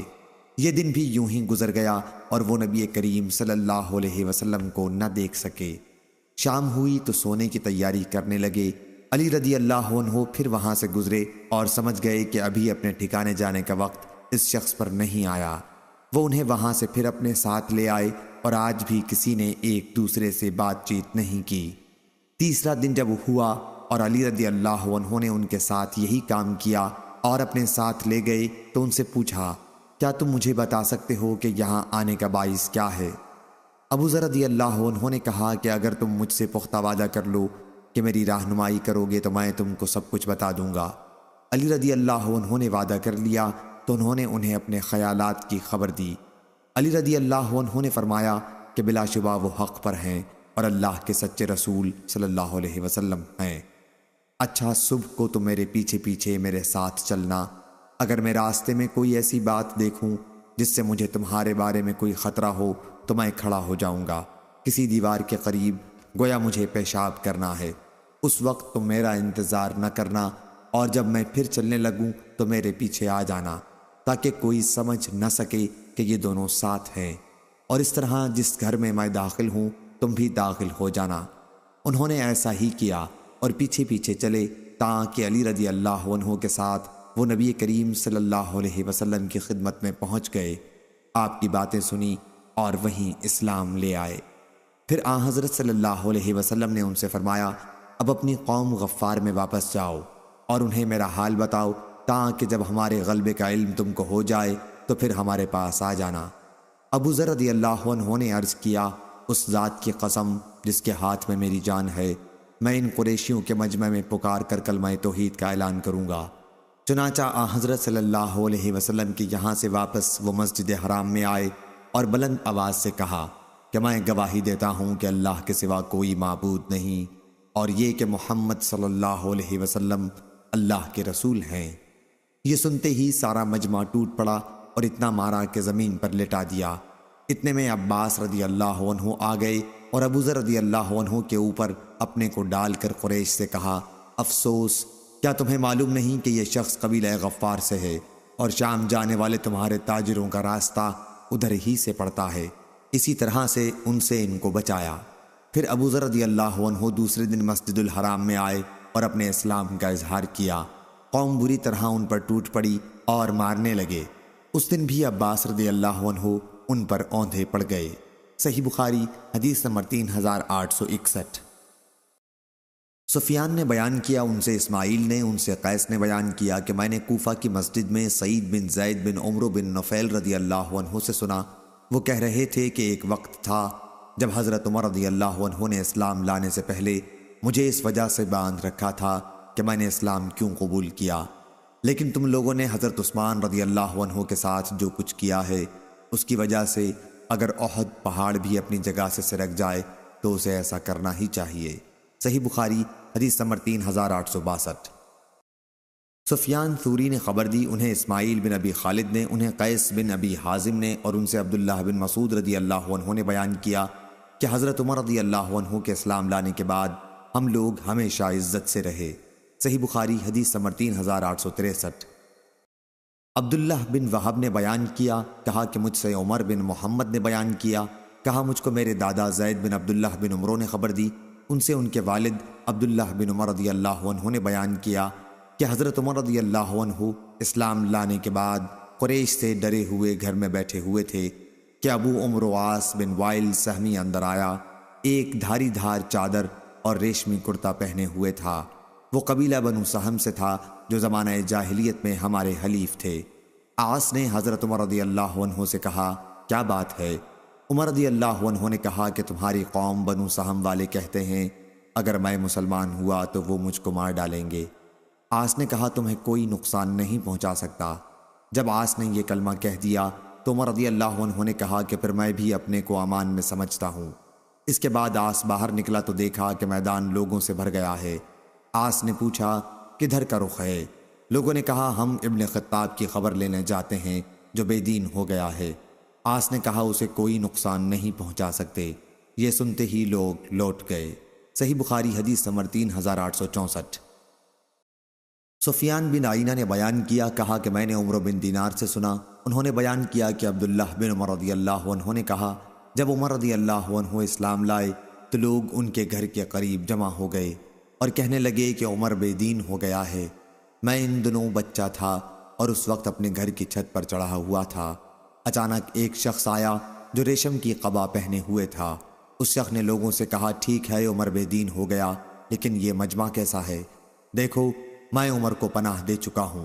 ابن عمر رضی اللہ عنہ نے بیان کیا کہ میں نے دیکھا کہ اس کی یہ بات سنتے ہی لوگ الگ الگ ہو گئے۔ میں نے پوچھا یہ کون صاحب تھے؟ عمر رضی اللہ عنہ نے کہا کہ یہ عاص بن وائل رضی اللہ عنہ ہیں۔ صحیح بخاری حدیث نمبر 3865۔ یحییٰ بن سلیمان نے بیان کیا، کہا کہ مجھ سے عبداللہ بن وہب نے بیان کیا، کہا کہ مجھ سے عمرو بن محمد بن زید نے بیان کیا، ان سے سالم نے بیان کیا اور ان سے حضرت عبداللہ بن عمر رضی اللہ عنہ نے بیان کیا کہ جب بھی حضرت عمر رضی اللہ عنہ نے کسی چیز کے متعلق کہا کہ میرا خیال ہے کہ یہ اس طرح ہے تو وہ اسی طرح ہوئی جیسا وہ اس کے متعلق اپنا خیال ظاہر کرتے تھے۔ ایک دن وہ بیٹھے ہوئے تھے کہ ایک خوبصورت شخص وہاں سے گزرا۔ انہوں نے کہا یا تو میرا گمان غلط ہے یا یہ شخص اپنے جاہلیت کے دین پر اب بھی قائم ہے، اور یا یہ زمانہ جاہلیت میں اپنی قوم کا کاہن رہا ہے۔ اس شخص کو میرے پاس بلاؤ۔ وہ شخص بلایا گیا تو حضرت عمر رضی اللہ عنہ نے اس کے سامنے بھی یہی بات دہرائی۔ اس پر اس نے کہا میں نے تو آج کے دن کا سا معاملہ کبھی نہیں دیکھا جو کسی مسلمان کو پیش آیا ہو۔ عمر رضی اللہ عنہ نے کہا لیکن میں تمہارے لیے ضروری قرار دیتا ہوں کہ تم مجھے اس سلسلے میں بتاؤ۔ اس نے اقرار کیا کہ زمانہ جاہلیت میں اپنی قوم کا کاہن تھا۔ حضرت عمر رضی اللہ عنہ نے کہا غیب کی جو خبریں جو تمہاری جنیاں تمہارے پاس لاتی تھیں اس کی سب سے حیرت انگیز کوئی بات سناؤ۔ شخص مذکور نے کہا کہ ایک دن میں بازار میں تھا کہ جنیاں میرے پاس آئی، میں نے دیکھا کہ وہ گھبرائی ہوئی ہے۔ پھر اس نے کہا جنوں کے متعلق تمہیں معلوم نہیں، جب سے انہیں آسمانی خبروں سے روک دیا گیا ہے وہ کسی وجہ سے ڈرے ہوئے ہیں، مایوس ہو رہے ہیں اور اونٹنیوں کے پالان کی کملیوں سے مل گئے ہیں۔ حضرت عمر رضی اللہ عنہ نے کہا کہ تم نے سچ کہا۔ ایک مرتبہ میں بھی ان دنوں بتوں کے قریب سویا ہوا تھا، ایک شخص ایک بچڑا لایا اور بت پر اسے ذبح کر دیا۔ اس کے اندر سے اس قدر زور کی آواز نکلی کہ میں نے ایسی شدید چیخ کبھی نہیں سنی تھی۔ اس نے کہا اے دشمن ایک بات بتلاتا ہوں جس سے مراد مل جائے۔ ایک فصیح خوش بیان شخص یوں کہتا ہے لا الہ الا اللہ۔ یہ سنتے ہی تمام لوگ جو وہاں موجود تھے چونک پڑے، چل دیے۔ میں نے کہا میں تو نہیں جانے کا، دیکھوں اس کے بعد کیا ہوتا ہے۔ پھر یہی آواز آئی ارے دشمن تجھ کو ایک بات بتلاتا ہوں جس سے مراد برائے۔ ایک فصیح شخص یوں کہہ رہا ہے لا الہ الا اللہ۔ اس وقت میں کھڑا ہوا اور ابھی کچھ دیر نہیں گزری تھی کہ لوگ کہنے لگے یہ حضرت محمد صلی اللہ علیہ وسلم اللہ کے سچے رسول ہیں۔ صحیح بخاری حدیث نمبر 3866۔ یحییٰ نے بیان کیا، کہا ہم سے اسماعیل نے بیان کیا، کہا ہم سے قیس نے، کہا کہ میں نے سعید بن زید رضی اللہ عنہ سے سنا، انہوں نے مسلمانوں کو خطاب کر کے کہا ایک وقت تھا کہ عمر رضی اللہ عنہ جب اسلام میں داخل نہیں ہوئے تھے تو مجھے اور اپنی بہن کو اس لیے باندھ رکھا تھا کہ ہم اسلام کیوں لائے، اور آج تم نے جو کچھ حضرت عثمان رضی اللہ عنہ کے ساتھ برتاؤ کیا ہے، اگر اس پر احد پہاڑ بھی اپنی جگہ سے سرک جائے تو اسے ایسا ہی کرنا چاہیے۔ صحیح بخاری حدیث نمبر 3867۔ بشر بن مفضل نے بیان کیا، ان سے سعید بن ابی عروبہ نے بیان کیا، ان سے قتادہ نے، اور ان سے انس بن مالک رضی اللہ عنہ نے بیان کیا کہ کفار مکہ نے رسول کریم صلی اللہ علیہ وسلم سے کسی نشانی کا مطالبہ کیا تو آن حضرت صلی اللہ علیہ وسلم نے چاند کے 2 ٹکڑے کر کے دکھا دیے، یہاں تک کہ انہوں نے ہرا پہاڑ کو ان دونوں ٹکڑوں کے بیچ میں دیکھا۔ صحیح بخاری حدیث نمبر 3868۔ عبدان نے بیان کیا، ان سے ابو حمزہ محمد بن میمون نے، ان سے عامش نے، ان سے ابراہیم نخعی نے، ان سے ابو معمر نے، اور ان سے عبداللہ بن مسعود رضی اللہ عنہ نے بیان کیا کہ جس وقت چاند کے 2 ٹکڑے ہوئے تو ہم نبی کریم صلی اللہ علیہ وسلم کے ساتھ منا کے میدان میں موجود تھے۔ آپ نے فرمایا تھا کہ لوگوں گواہ رہنا، اور چاند کا ایک ٹکڑا دوسرے سے الگ ہو کر پہاڑ کی طرف چلا گیا تھا۔ اور ابو زحا نے بیان کیا، ان سے مسروق نے، ان سے عبداللہ بن مسعود رضی اللہ عنہ نے کہ شق قمر کا معجزہ مکہ میں پیش آیا تھا۔ ابراہیم نخعی کے ساتھ اس کی مطابق محمد بن مسلم نے کی ہے، ان سے ابو نجیح نے بیان کیا، ان سے مجاہد نے، ان سے ابو معمر نے، اور ان سے عبداللہ بن مسعود رضی اللہ عنہ نے۔ صحیح بخاری حدیث نمبر 3869۔ عثمان بن صالح نے بیان کیا، انہوں نے کہا ہم سے بکر بن مضر نے بیان کیا، انہوں نے کہا کہ مجھ سے جعفر بن ربیعہ نے بیان کیا، ان سے عراق بن مالک نے، ان سے عبید اللہ بن عبداللہ بن عتبہ بن مسعود نے، اور ان سے عبداللہ بن عباس رضی اللہ عنہ نے بیان کیا کہ نبی کریم صلی اللہ علیہ وسلم کے زمانے میں بلا شک و شبہ چاند پھٹ گیا تھا۔ صحیح بخاری حدیث نمبر 3870۔ عمر بن حفص نے بیان کیا، کہا ہم سے ہمارے والد نے بیان کیا، کہا ہم سے عامش نے بیان کیا، کہا ہم سے ابراہیم نخعی نے بیان کیا، ان سے ابو معمر نے، اور ان سے حضرت عبداللہ بن مسعود رضی اللہ عنہ نے بیان کیا کہ چاند پھٹ گیا تھا۔ صحیح بخاری حدیث نمبر 3871۔ ہشام بن یوسف نے بیان کیا، انہیں معمر نے خبر دی، انہیں زہری نے کہا کہ ہم سے عروہ بن زبیر نے بیان کیا، انہیں عبید اللہ بن عدی بن خیار نے خبر دی، انہیں مسور بن مخرمہ اور عبد الرحمن بن اسود بن عبد یغوث نے کہ ان دونوں نے عبید اللہ بن عدی بن خیار سے کہا تم اپنے ماموں امیر المؤمنین عثمان رضی اللہ عنہ سے ان کے بھائی ولید بن عقبہ بن ابی معیط کے باب میں گفتگو کیوں نہیں کرتے؟ ہوا یہ تھا کہ لوگوں نے اس پر بہت اعتراض کیا تھا جو حضرت عثمان نے ولید کے ساتھ کیا تھا۔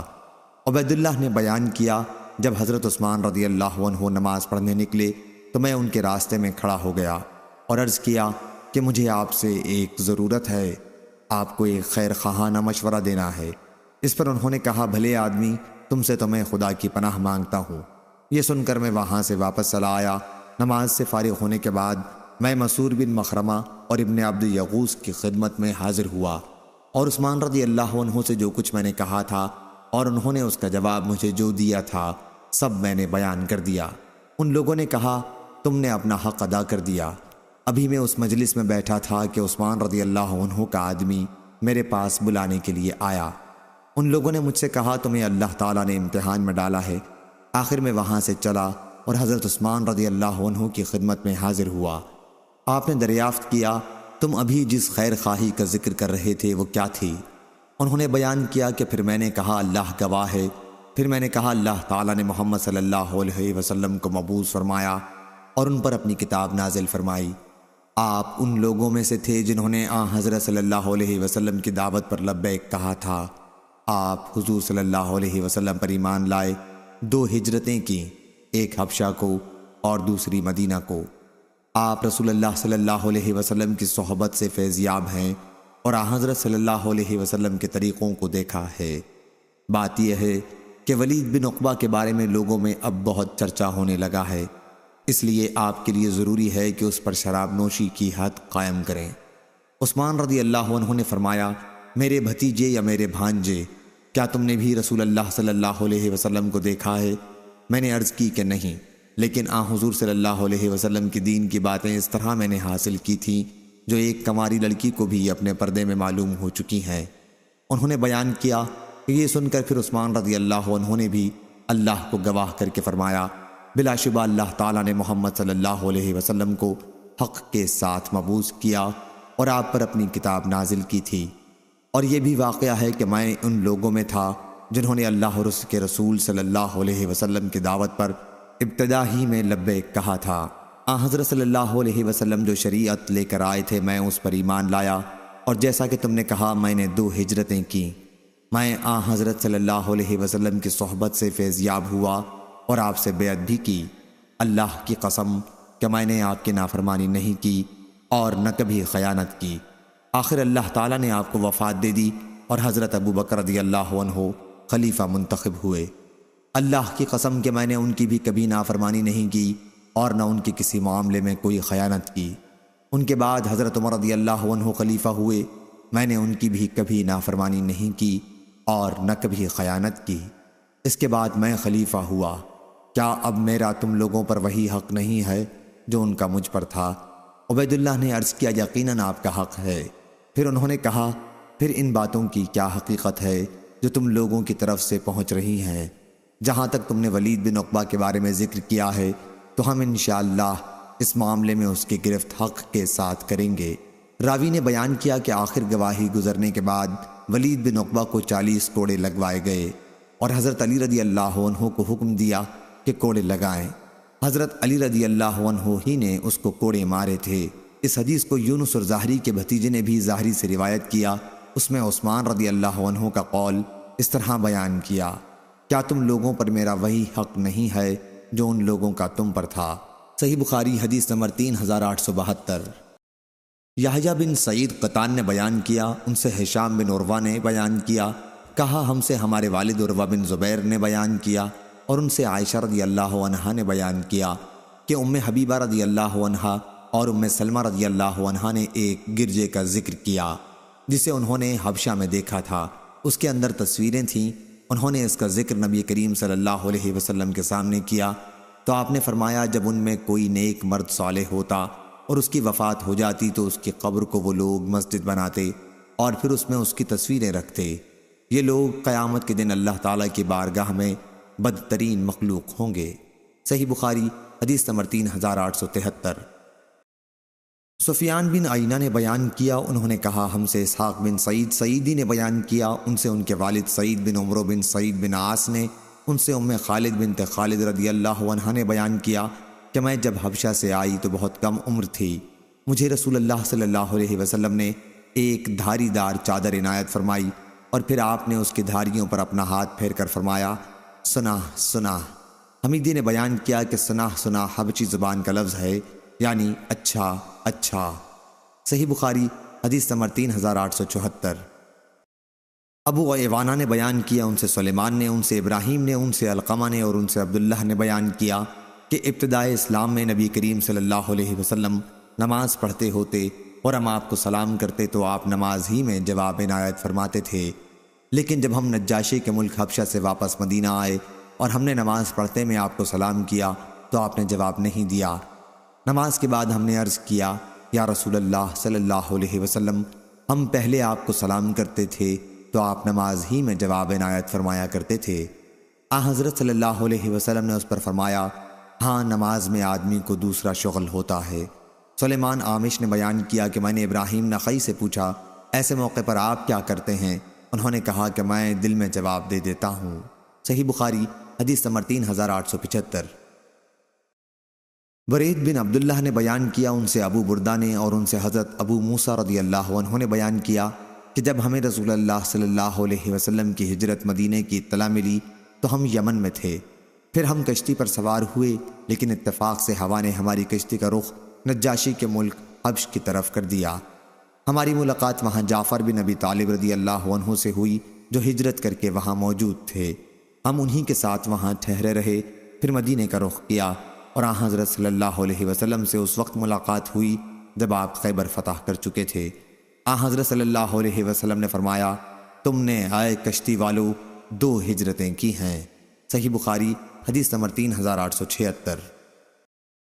سفیان بن عینہ نے بیان کیا، ان سے ابن جریج نے، ان سے عطا بن ابی رباح نے، اور ان سے حضرت جابر رضی اللہ عنہ نے بیان کیا کہ جس دن نجاشی حبشہ کے بادشاہ کی وفات ہوئی تو آن حضرت صلی اللہ علیہ وسلم نے فرمایا، آج ایک مرد صالح اس دنیا سے چلا گیا، اٹھو اور اپنے بھائی اسحمہ کی نماز جنازہ پڑھ لو۔ صحیح بخاری حدیث نمبر 3877۔ عبد الاعلی بن حماد نے بیان کیا، انہوں نے کہا ہم سے زید بن زری نے بیان کیا، انہوں نے کہا ہم سے سعید بن ابی عروبہ نے بیان کیا، انہوں نے کہا ہم سے قتادہ نے بیان کیا، ان سے عطا بن ابی رباح نے بیان کیا، اور ان سے جابر بن عبداللہ انصاری رضی اللہ عنہ نے کہ نبی کریم صلی اللہ علیہ وسلم نے نجاشی کے جنازہ کی نماز پڑھی تھی اور ہم صف باندھ کر آپ کے پیچھے کھڑے ہوئے، میں دوسری یا تیسری صف میں تھا۔ صحیح بخاری حدیث نمبر 3878۔ یزید بن ہارون نے بیان کیا، ان سے سلیم بن حیان نے کہا ہم سے سعید بن مینا نے بیان کیا، ان سے جابر بن عبداللہ رضی اللہ عنہ نے کہ نبی کریم صلی اللہ علیہ وسلم نے اسحمہ نجاشی کی نماز جنازہ پڑھی اور 4 مرتبہ آپ نے نماز میں تکبیر کہی۔ یزید بن ہارون کے ساتھ اس حدیث کو عبد الصمد بن عبد الوارث نے بھی سلیم بن حیان سے روایت کیا ہے۔ صحیح بخاری حدیث نمبر 3879۔ یعقوب بن ابراہیم نے بیان کیا، کہا ہم سے ہمارے والد ابراہیم بن سعد نے بیان کیا، ان سے صالح بن کیسان نے، ان سے ابن شہاب نے بیان کیا، ان سے ابو سلمہ بن عبد الرحمن اور سعید بن مسیب نے بیان کیا، اور انہیں حضرت ابو ہریرہ رضی اللہ عنہ نے خبر دی کہ رسول اللہ صلی اللہ علیہ وسلم نے حبشہ کے بادشاہ نجاشی کی موت کی خبر اسی دن دے دی تھی جس دن ان کا انتقال ہوا تھا، اور آپ نے فرمایا تھا کہ اپنے بھائی کی مغفرت کے لیے دعا کرو۔ صحیح بخاری حدیث نمبر 3880۔ سعید بن مسیب نے بیان کیا، اور انہیں ابو ہریرہ رضی اللہ عنہ نے خبر دی کہ نبی کریم صلی اللہ علیہ وسلم نے نماز جنازہ کے لیے عیدگاہ میں صحابہ رضی اللہ عنہم کو صف بستہ کھڑا کیا اور اس کی نماز جنازہ پڑھی۔ آپ نے 4 مرتبہ تکبیر کہی تھی۔ صحیح بخاری حدیث نمبر 3881۔ عبدالعزیز بن عبداللہ اویسی نے بیان کیا، انہوں نے کہا مجھ سے ابراہیم بن سعد نے بیان کیا، انہوں نے کہا ہم سے ابن شہاب نے بیان کیا، ان سے سلمہ بن عبد الرحمن نے، اور ان سے حضرت ابو ہریرہ رضی اللہ عنہ نے بیان کیا کہ نبی کریم صلی اللہ علیہ وسلم نے جب جنگ حنین کا قصہ کیا تو فرمایا انشاءاللہ، کہ نبی کریم صلی اللہ علیہ وسلم نے جب جنگ حنین کا قصد کیا تو فرمایا انشاءاللہ کل ہمارا قیام خیف بنی کنانہ میں ہوگا، جہاں مشرکین نے کافر ہی رہنے کے لیے عہد و پیمان کیا تھا۔ صحیح بخاری حدیث نمبر 3882۔ یحییٰ بن سعید قطان نے بیان کیا، ان سے سفیان ثوری نے کہا ہم سے عبد الملک بن عمیر نے، ان سے عبداللہ بن حارث نے بیان کیا، ان سے حضرت عباس بن عبد المطلب رضی اللہ عنہ نے بیان کیا کہ انہوں نے نبی کریم صلی اللہ علیہ وسلم سے پوچھا، آپ اپنے چچا ابو طالب کے کیا کام آئے کہ وہ آپ کی حمایت کیا کرتے تھے اور آپ کے لیے غصہ ہوتے تھے؟ آپ نے فرمایا اسی وجہ سے وہ صرف ٹخنوں تک جہنم میں ہیں، اگر میں ان کی سفارش نہ کرتا تو وہ دوزخ کی تہہ میں بالکل نیچے ہوتے۔ صحیح بخاری حدیث نمبر 3883۔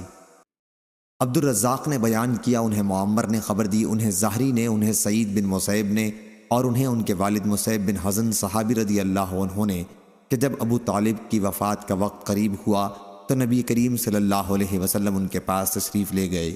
اس وقت وہاں ابو جہل بھی بیٹھا ہوا تھا۔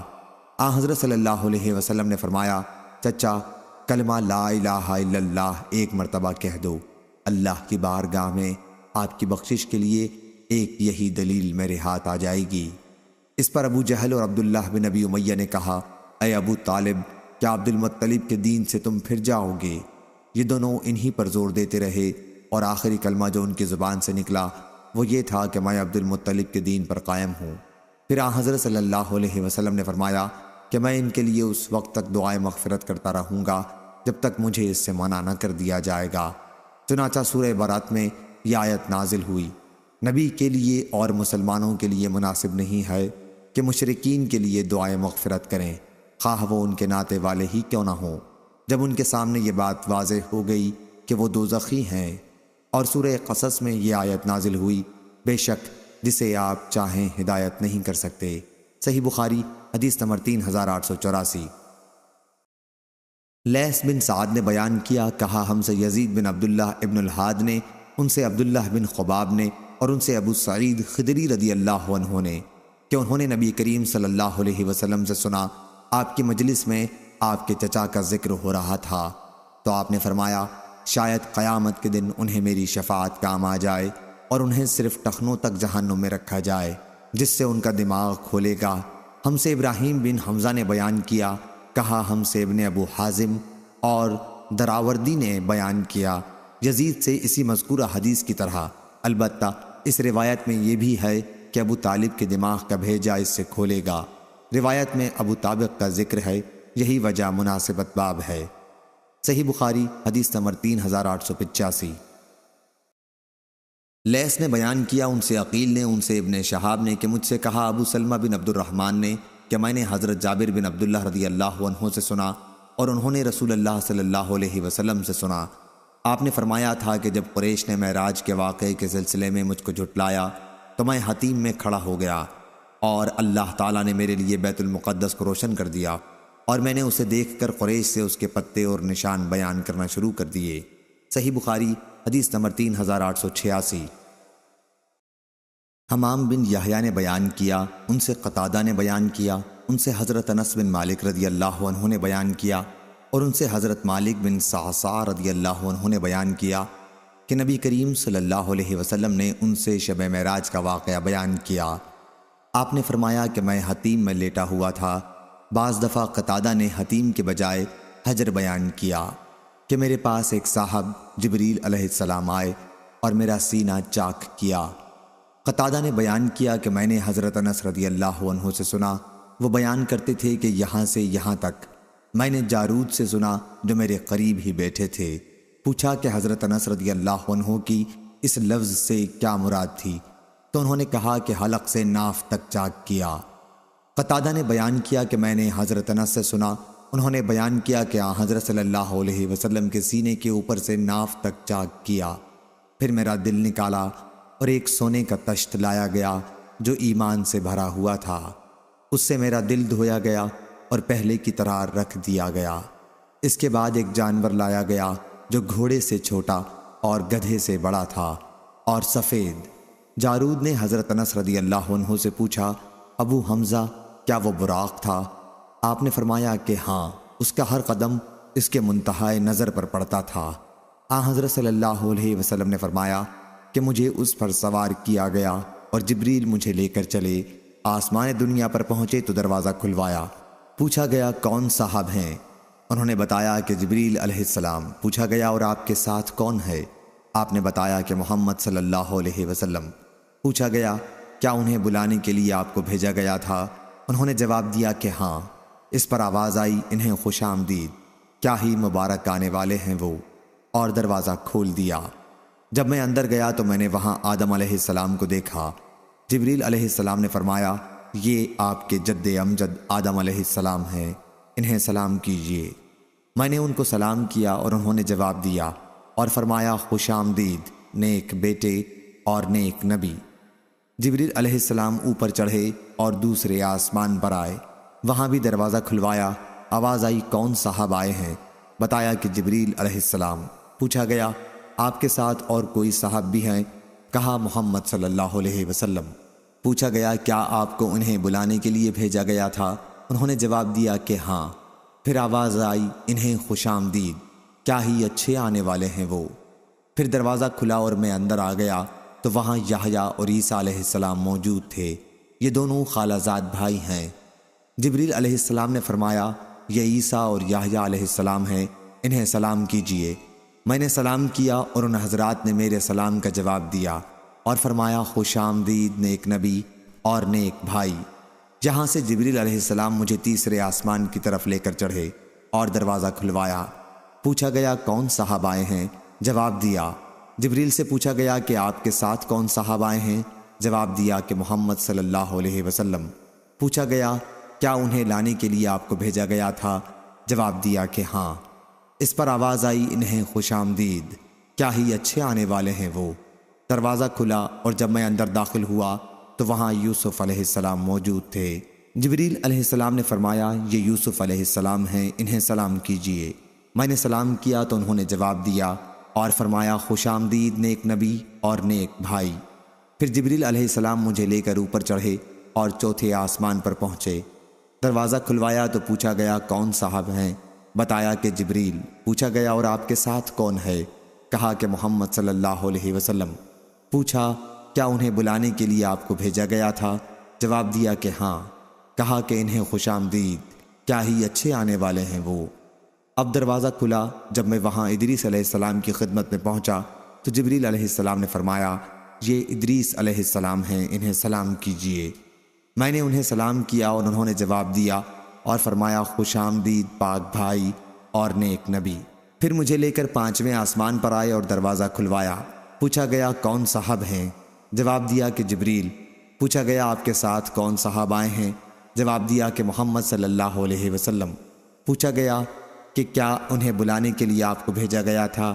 جواب دیا کہ ہاں۔ اب آواز آئی خوش آمدید، کیا ہی اچھے آنے والے ہیں وہ۔ یہاں جب میں ہارون علیہ السلام کی خدمت میں حاضر ہوا تو جبریل علیہ السلام نے بتایا کہ آپ ہارون علیہ السلام ہیں، انہیں سلام کیجئے۔ میں نے انہیں سلام کیا، انہوں نے جواب کے بعد فرمایا خوش آمدید نیک نبی۔ یہاں سے لے کر مجھے آگے بڑھے اور 6 آسمان پر پہنچے اور دروازہ کھلوایا۔ پوچھا گیا کون صاحب آئے ہیں؟ بتایا کہ جبریل۔ آپ کے ساتھ کوئی دوسرے صاحب بھی آئے ہیں؟ جواب دیا کہ محمد صلی اللہ علیہ وسلم۔ پوچھا گیا کیا انہیں بلانے کے لیے آپ کو بھیجا گیا تھا؟ جواب دیا کہ ہاں۔ پھر کہا انہیں خوش آمدید، کیا ہی اچھے آنے والے ہیں وہ۔ میں جب وہاں موسیٰ علیہ السلام کی خدمت میں حاضر ہوا تو جبریل علیہ السلام نے فرمایا کہ یہ موسیٰ علیہ السلام ہیں، انہیں سلام کیجئے۔ میں نے سلام کیا اور انہوں نے جواب کے بعد فرمایا خوش آمدید نیک نبی اور نیک بھائی۔ جب میں آگے بڑھا تو وہ رونے لگے۔ کسی نے پوچھا آپ رو کیوں رہے ہیں؟ تو انہوں نے فرمایا میں اس پر رو رہا ہوں کہ یہ لڑکا میرے بعد نبی بنا کر بھیجا گیا، لیکن جنت میں اس کی امت کے لوگ میری امت سے زیادہ ہوں گے۔ پھر جبریل علیہ السلام مجھے لے کر 7ویں آسمان کی طرف گئے اور دروازہ کھلوایا۔ پوچھا گیا کون صاحب آئے ہیں؟ جواب دیا کہ جبریل۔ پوچھا گیا اور آپ کے ساتھ کون صاحب آئے ہیں؟ جواب دیا کہ محمد صلی اللہ علیہ وسلم۔ پوچھا گیا کیا انہیں بلانے کے لیے آپ کو بھیجا گیا تھا؟ جواب دیا کہ ہاں۔ کہا کہ انہیں خوش آمدید، کیا ہی اچھے آنے والے ہیں وہ۔ میں جب اندر گیا تو ابراہیم علیہ السلام تشریف رکھتے تھے۔ جبریل علیہ السلام نے فرمایا کہ یہ آپ کے جد امجد ہیں، انہیں سلام کیجئے۔ حضرت صلی اللہ علیہ وسلم نے فرمایا کہ میں نے ان کو سلام کیا تو انہوں نے جواب دیا اور فرمایا خوش آمدید نیک نبی اور نیک بیٹے۔ پھر سدرۃ المنتہا کو میرے سامنے کر دیا گیا۔ میں نے دیکھا کہ اس کے پھل مقام حجر کے مٹکوں کی طرح بڑے بڑے تھے اور اس کے پتے ہاتھیوں کے کان کی طرح تھے۔ جبریل علیہ السلام نے فرمایا کہ یہ سدرۃ المنتہا ہے۔ وہاں میں نے 4 نہریں دیکھیں، 2 باطنی اور 2 ظاہری۔ میں نے پوچھا اے جبریل علیہ السلام یہ کیا ہیں؟ انہوں نے بتایا کہ جو 2 باطنی نہریں ہیں وہ جنت سے تعلق رکھتی ہیں اور 2 ظاہری نہریں نیل اور فرات ہیں۔ پھر میرے سامنے بیت المعمور کو لایا گیا۔ وہاں میرے سامنے ایک گلاس میں شراب، ایک میں دودھ اور ایک میں شہد لایا گیا۔ میں نے دودھ کا گلاس لے لیا تو جبریل علیہ السلام نے فرمایا یہی فطرت ہے اور آپ اس پر قائم ہیں اور آپ کی امت بھی۔ پھر مجھ پر روزانہ 50 نمازیں فرض کی گئیں۔ میں واپس ہوا اور موسیٰ علیہ السلام کے پاس سے گزرا تو انہوں نے پوچھا کس چیز کا آپ کو حکم ہوا؟ میں نے کہا کہ روزانہ 50 وقت کی نمازوں کا۔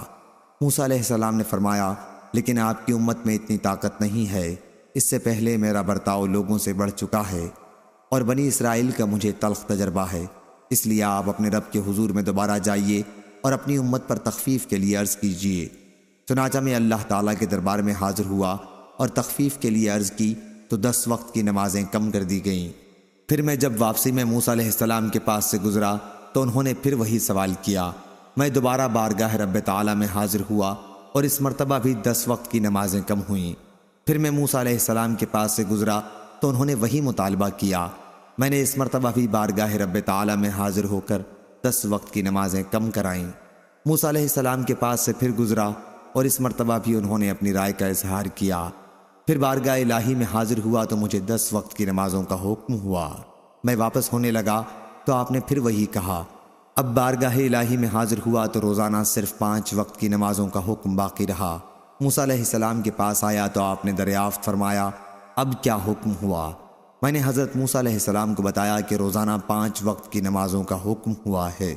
فرمایا کہ آپ کی امت اس کی بھی طاقت نہیں رکھتی۔ میرا برتاؤ آپ سے پہلے لوگوں کے ساتھ ہو چکا ہے اور بنی اسرائیل کا مجھے تلخ تجربہ ہے۔ اپنے رب کے دربار میں پھر حاضر ہو کر تخفیف کے لیے عرض کیجیے۔ حضرت صلی اللہ علیہ وسلم نے فرمایا، رب تعالیٰ سے میں بہت سوال کر چکا اور اب مجھے شرم آتی ہے، اب میں بس اسی پر راضی ہوں۔ حضرت صلی اللہ علیہ وسلم نے فرمایا کہ پھر جب میں وہاں سے گزرنے لگا تو ندا آئی، میں نے اپنا فریضہ جاری کر دیا اور اپنے بندوں پر تخفیف کر چکا۔ صحیح بخاری حدیث نمبر 3887۔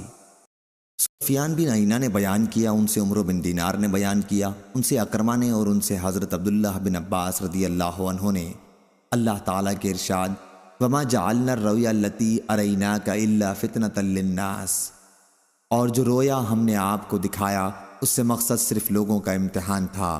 فرمایا کہ اس میں رویا سے آنکھ سے دیکھنا ہی مراد ہے جو رسول اللہ صلی اللہ علیہ وسلم کو اس معراج کی رات میں دکھایا گیا تھا جس میں آپ کو بیت المقدس تک لے جایا گیا تھا، اور قرآن مجید میں شجرۃ الملعونہ کا ذکر آیا ہے، وہ تھوہر کا درخت ہے۔ صحیح بخاری حدیث نمبر 3888۔ عقیل نے بیان کیا، ان سے ابن شہاب نے، دوسری سند امام بخاری نے کہا، اور ہم سے احمد بن صالح نے بیان کیا، کہا ہم سے عنبسہ بن خالد نے بیان کیا، ہم سے یونس بن یزید نے بیان کیا، ان سے ابن شہاب نے بیان کیا کہ مجھے عبد الرحمن بن عبداللہ بن کعب بن مالک نے خبر دی، اور انہیں عبداللہ بن کعب نے، جب وہ نابینا ہو گئے تو وہ چلتے پھرتے وقت ان کو پکڑ کر لے چلتے تھے۔ انہوں نے بیان کیا کہ میں نے کعب بن مالک رضی اللہ عنہ سے سنا کہ وہ غزوہ تبوک میں شریک نہ ہونے کا طویل واقعہ بیان کرتے تھے۔ ابن بکیر نے اپنی روایت میں بیان کیا کہ حضرت کعب نے کہا کہ میں نبی کریم صلی اللہ علیہ وسلم کے پاس عقبہ کی رات میں حاضر تھا جب ہم نے اسلام پر قائم رہنے کا پختہ عہد کیا تھا۔ میرے نزدیک لیلۃ العقبہ کی بیعت بدر کی لڑائی میں حاضری سے بھی زیادہ پسند ہے، اگرچہ لوگوں میں بدر کا چرچا اس سے زیادہ ہے۔ صحیح بخاری حدیث نمبر 3889۔ سفیان بن عیینہ نے بیان کیا، کہا کہ عمرو بن دینار کہا کرتے تھے کہ میں نے حضرت جابر بن عبداللہ رضی اللہ عنہ سے سنا، انہوں نے بیان کیا کہ میرے 2 ماموں مجھے بھی بیعت عقبہ میں ساتھ لے گئے تھے۔ ابو عبداللہ امام بخاری نے کہا کہ ابن عیینہ نے بیان کیا، ان میں سے ایک حضرت برا بن معرور رضی اللہ عنہ تھے۔ صحیح بخاری حدیث نمبر 3890۔ ہشام بن یوسف نے خبر دی، انہیں ابن جریج نے خبر دی، ان سے عطا نے بیان کیا کہ حضرت جابر رضی اللہ عنہ نے کہا، میں، میرے والد اور میرے 2 ماموں تینوں بیعت عقبہ کرنے والوں میں شریک تھے۔ صحیح بخاری حدیث نمبر 3891۔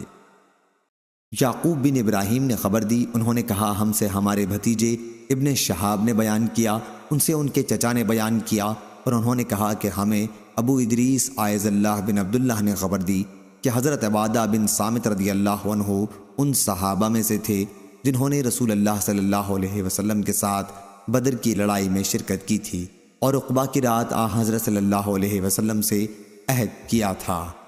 انہوں نے بیان کیا کہ رسول اللہ صلی اللہ علیہ وسلم نے فرمایا، اس وقت آپ کے پاس صحابہ کی ایک جماعت تھی کہ آؤ مجھ سے اس بات کا عہد کرو کہ اللہ کے ساتھ کسی کو شریک نہ ٹھہراؤ گے، چوری نہ کرو گے، زنا نہ کرو گے، اپنی اولاد کو قتل نہ کرو گے، اپنی طرف سے گھڑ کر کسی پر تہمت نہ لگاؤ گے، اور اچھی باتوں میں میری نافرمانی نہ کرو گے۔ بس جو شخص اپنے اس عہد پر قائم رہے گا اس کا اجر اللہ کے ذمہ ہے، اور جس شخص نے اس میں کمی کی اور اللہ تعالیٰ نے اسے چھپا رہنے دیا تو اس کا معاملہ اللہ کے اختیار میں ہے، چاہے تو اس پر سزا دے اور چاہے معاف کر دے۔ حضرت عبادہ رضی اللہ عنہ نے بیان کیا، چنانچہ میں نے حضرت صلی اللہ علیہ وسلم سے ان امور پر بیعت کی۔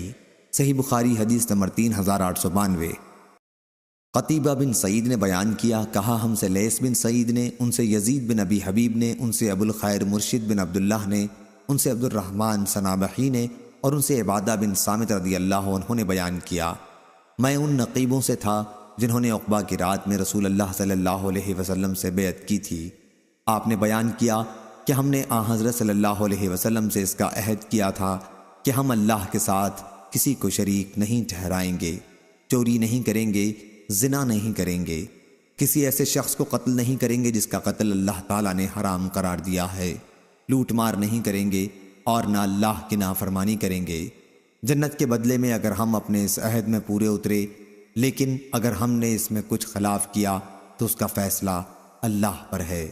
صحیح بخاری حدیث نمبر 3893۔ فروہ بن ابی المغرہ نے بیان کیا، کہا ہم سے علی بن محصر نے بیان کیا، ان سے ہشام بن عروہ نے، ان سے ان کے والد نے، اور ان سے حضرت عائشہ رضی اللہ عنہا نے بیان کیا کہ نبی کریم صلی اللہ علیہ وسلم سے میرا نکاح جب ہوا تو میری عمر 6 سال کی تھی۔ پھر ہم مدینہ ہجرت کر کے آئے اور بنی حارث بن خزرج کے یہاں قیام کیا۔ یہاں آ کر مجھے بخار چڑھا اور اس کی وجہ سے میرے بال گرنے لگے، پھر مونڈھوں تک خوب بال ہو گئے۔ پھر ایک دن میری والدہ ام رومان رضی اللہ عنہا آئیں۔ اس وقت میں اپنی چند سہیلیوں کے ساتھ جھولا جھول رہی تھی۔ انہوں نے مجھے پکارا تو میں حاضر ہو گئی۔ مجھے کچھ معلوم نہیں تھا کہ میرے ساتھ ان کا کیا ارادہ ہے۔ آخر انہوں نے میرا ہاتھ پکڑ کر گھر کے دروازے کے پاس کھڑا کر دیا اور میرا سانس پھولا جا رہا تھا۔ تھوڑی دیر میں جب مجھے کچھ سکون ہوا تو انہوں نے تھوڑا سا پانی لے کر میرے منہ اور سر پر پھیرا۔ پھر گھر کے اندر مجھے لے گئیں۔ وہاں انصار کی چند عورتیں موجود تھیں جنہوں نے مجھے دیکھ کر دعا دی کہ خیر و برکت اور اچھا نصیب لے کر آئی ہو۔ میری ماں نے مجھے انہی کے حوالے کر دیا اور انہوں نے میری آرائش کی۔ اس کے بعد دن چڑھے اچانک رسول اللہ صلی اللہ علیہ وسلم میرے پاس تشریف لائے اور حضور صلی اللہ علیہ وسلم نے خود مجھے سلام کیا۔ میری عمر اس وقت 9 سال تھی۔ صحیح بخاری حدیث نمبر 3894۔ وہیب بن خالد نے بیان کیا، ان سے ہشام بن عروہ نے، ان سے ان کے باپ عروہ نے، اور ان سے حضرت عائشہ رضی اللہ عنہا نے کہ نبی کریم صلی اللہ علیہ وسلم نے فرمایا، تم مجھے 2 مرتبہ خواب میں دکھلائی گئی ہو۔ میں نے دیکھا کہ تم ایک ریشمی کپڑے میں لپٹی ہوئی ہو اور کہا جا رہا ہے کہ یہ آپ کی بیوی ہیں، ان کا چہرہ کھولیے۔ میں نے چہرہ کھول کر دیکھا تو تم تھیں۔ میں نے سوچا کہ اگر یہ خواب اللہ کی جانب سے ہے تو وہ خود اس کو پورا فرمائے گا۔ صحیح بخاری حدیث نمبر 3895۔ ابو اسامہ نے بیان کیا، ان سے ہشام نے، ان سے ان کے والد عروہ بن زبیر نے بیان کیا کہ حضرت خدیجہ رضی اللہ عنہا کی وفات نبی کریم صلی اللہ علیہ وسلم کی مدینے کو ہجرت سے 3 سال پہلے ہو گئی تھی۔ حضرت صلی اللہ علیہ وسلم نے آپ کی وفات کے تقریباً 2 سال بعد حضرت عائشہ رضی اللہ عنہا سے نکاح کیا۔ اس وقت ان کی عمر 6 سال تھی۔ جب رخصتی ہوئی تو وہ 9 سال کی تھیں۔ صحیح بخاری حدیث نمبر 3896۔ سفیان بن عینہ نے بیان کیا، ان سے عامش نے بیان کیا، کہا کہ میں نے ابو وائل شفیق بن سلمہ سے سنا، انہوں نے بیان کیا کہ ہم خباب بن عرط رضی اللہ عنہ کی عیادت کے لیے گئے تو انہوں نے کہا کہ نبی کریم صلی اللہ علیہ وسلم کے ساتھ ہم نے صرف اللہ کی خوشنودی حاصل کرنے کے لیے ہجرت کی تھی، اللہ تعالی ہمیں اس کا اجر دے گا۔ پھر ہمارے بہت سے ساتھی اس دنیا سے اٹھ گئے اور انہوں نے دنیا میں اپنے اعمال کا پھل نہیں دیکھا۔ انہی میں حضرت مصعب بن عمیر رضی اللہ عنہ احد کی لڑائی میں شہید کیے گئے تھے اور صرف ایک دھاری دار چادر چھوڑی تھی۔ کفن دیتے وقت جب ہم ان کی چادر سے ان کا سر ڈھانکتے تو پاؤں کھل جاتے اور پاؤں ڈھانکتے تو سر کھل جاتا۔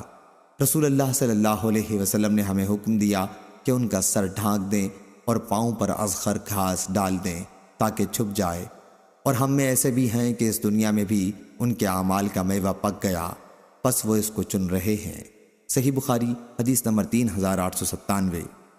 حماد بن زید نے بیان کیا، ان سے یحییٰ بن سعید انصاری نے، ان سے محمد بن ابراہیم نے، ان سے علقمہ بن ابی وقاص نے بیان کیا کہ میں نے حضرت عمر رضی اللہ عنہ سے سنا، انہوں نے بیان کیا کہ میں نے نبی کریم صلی اللہ علیہ وسلم سے سنا، آپ فرما رہے تھے کہ اعمال نیت پر موقوف ہیں، پس جس کا مقصد ہجرت دنیا کمانا ہو وہ اپنے اسی مقصد کو حاصل کر سکے گا، یا مقصد ہجرت سے کسی عورت سے شادی کرنا ہو تو وہ بھی اپنے اسی مقصد تک پہنچ سکے گا، لیکن جن کا ہجرت سے مقصد اللہ اور اس کے رسول کی رضامندی ہوگی تو اسی کی ہجرت اللہ اور اس کے رسول کے لیے سمجھی جائے گی۔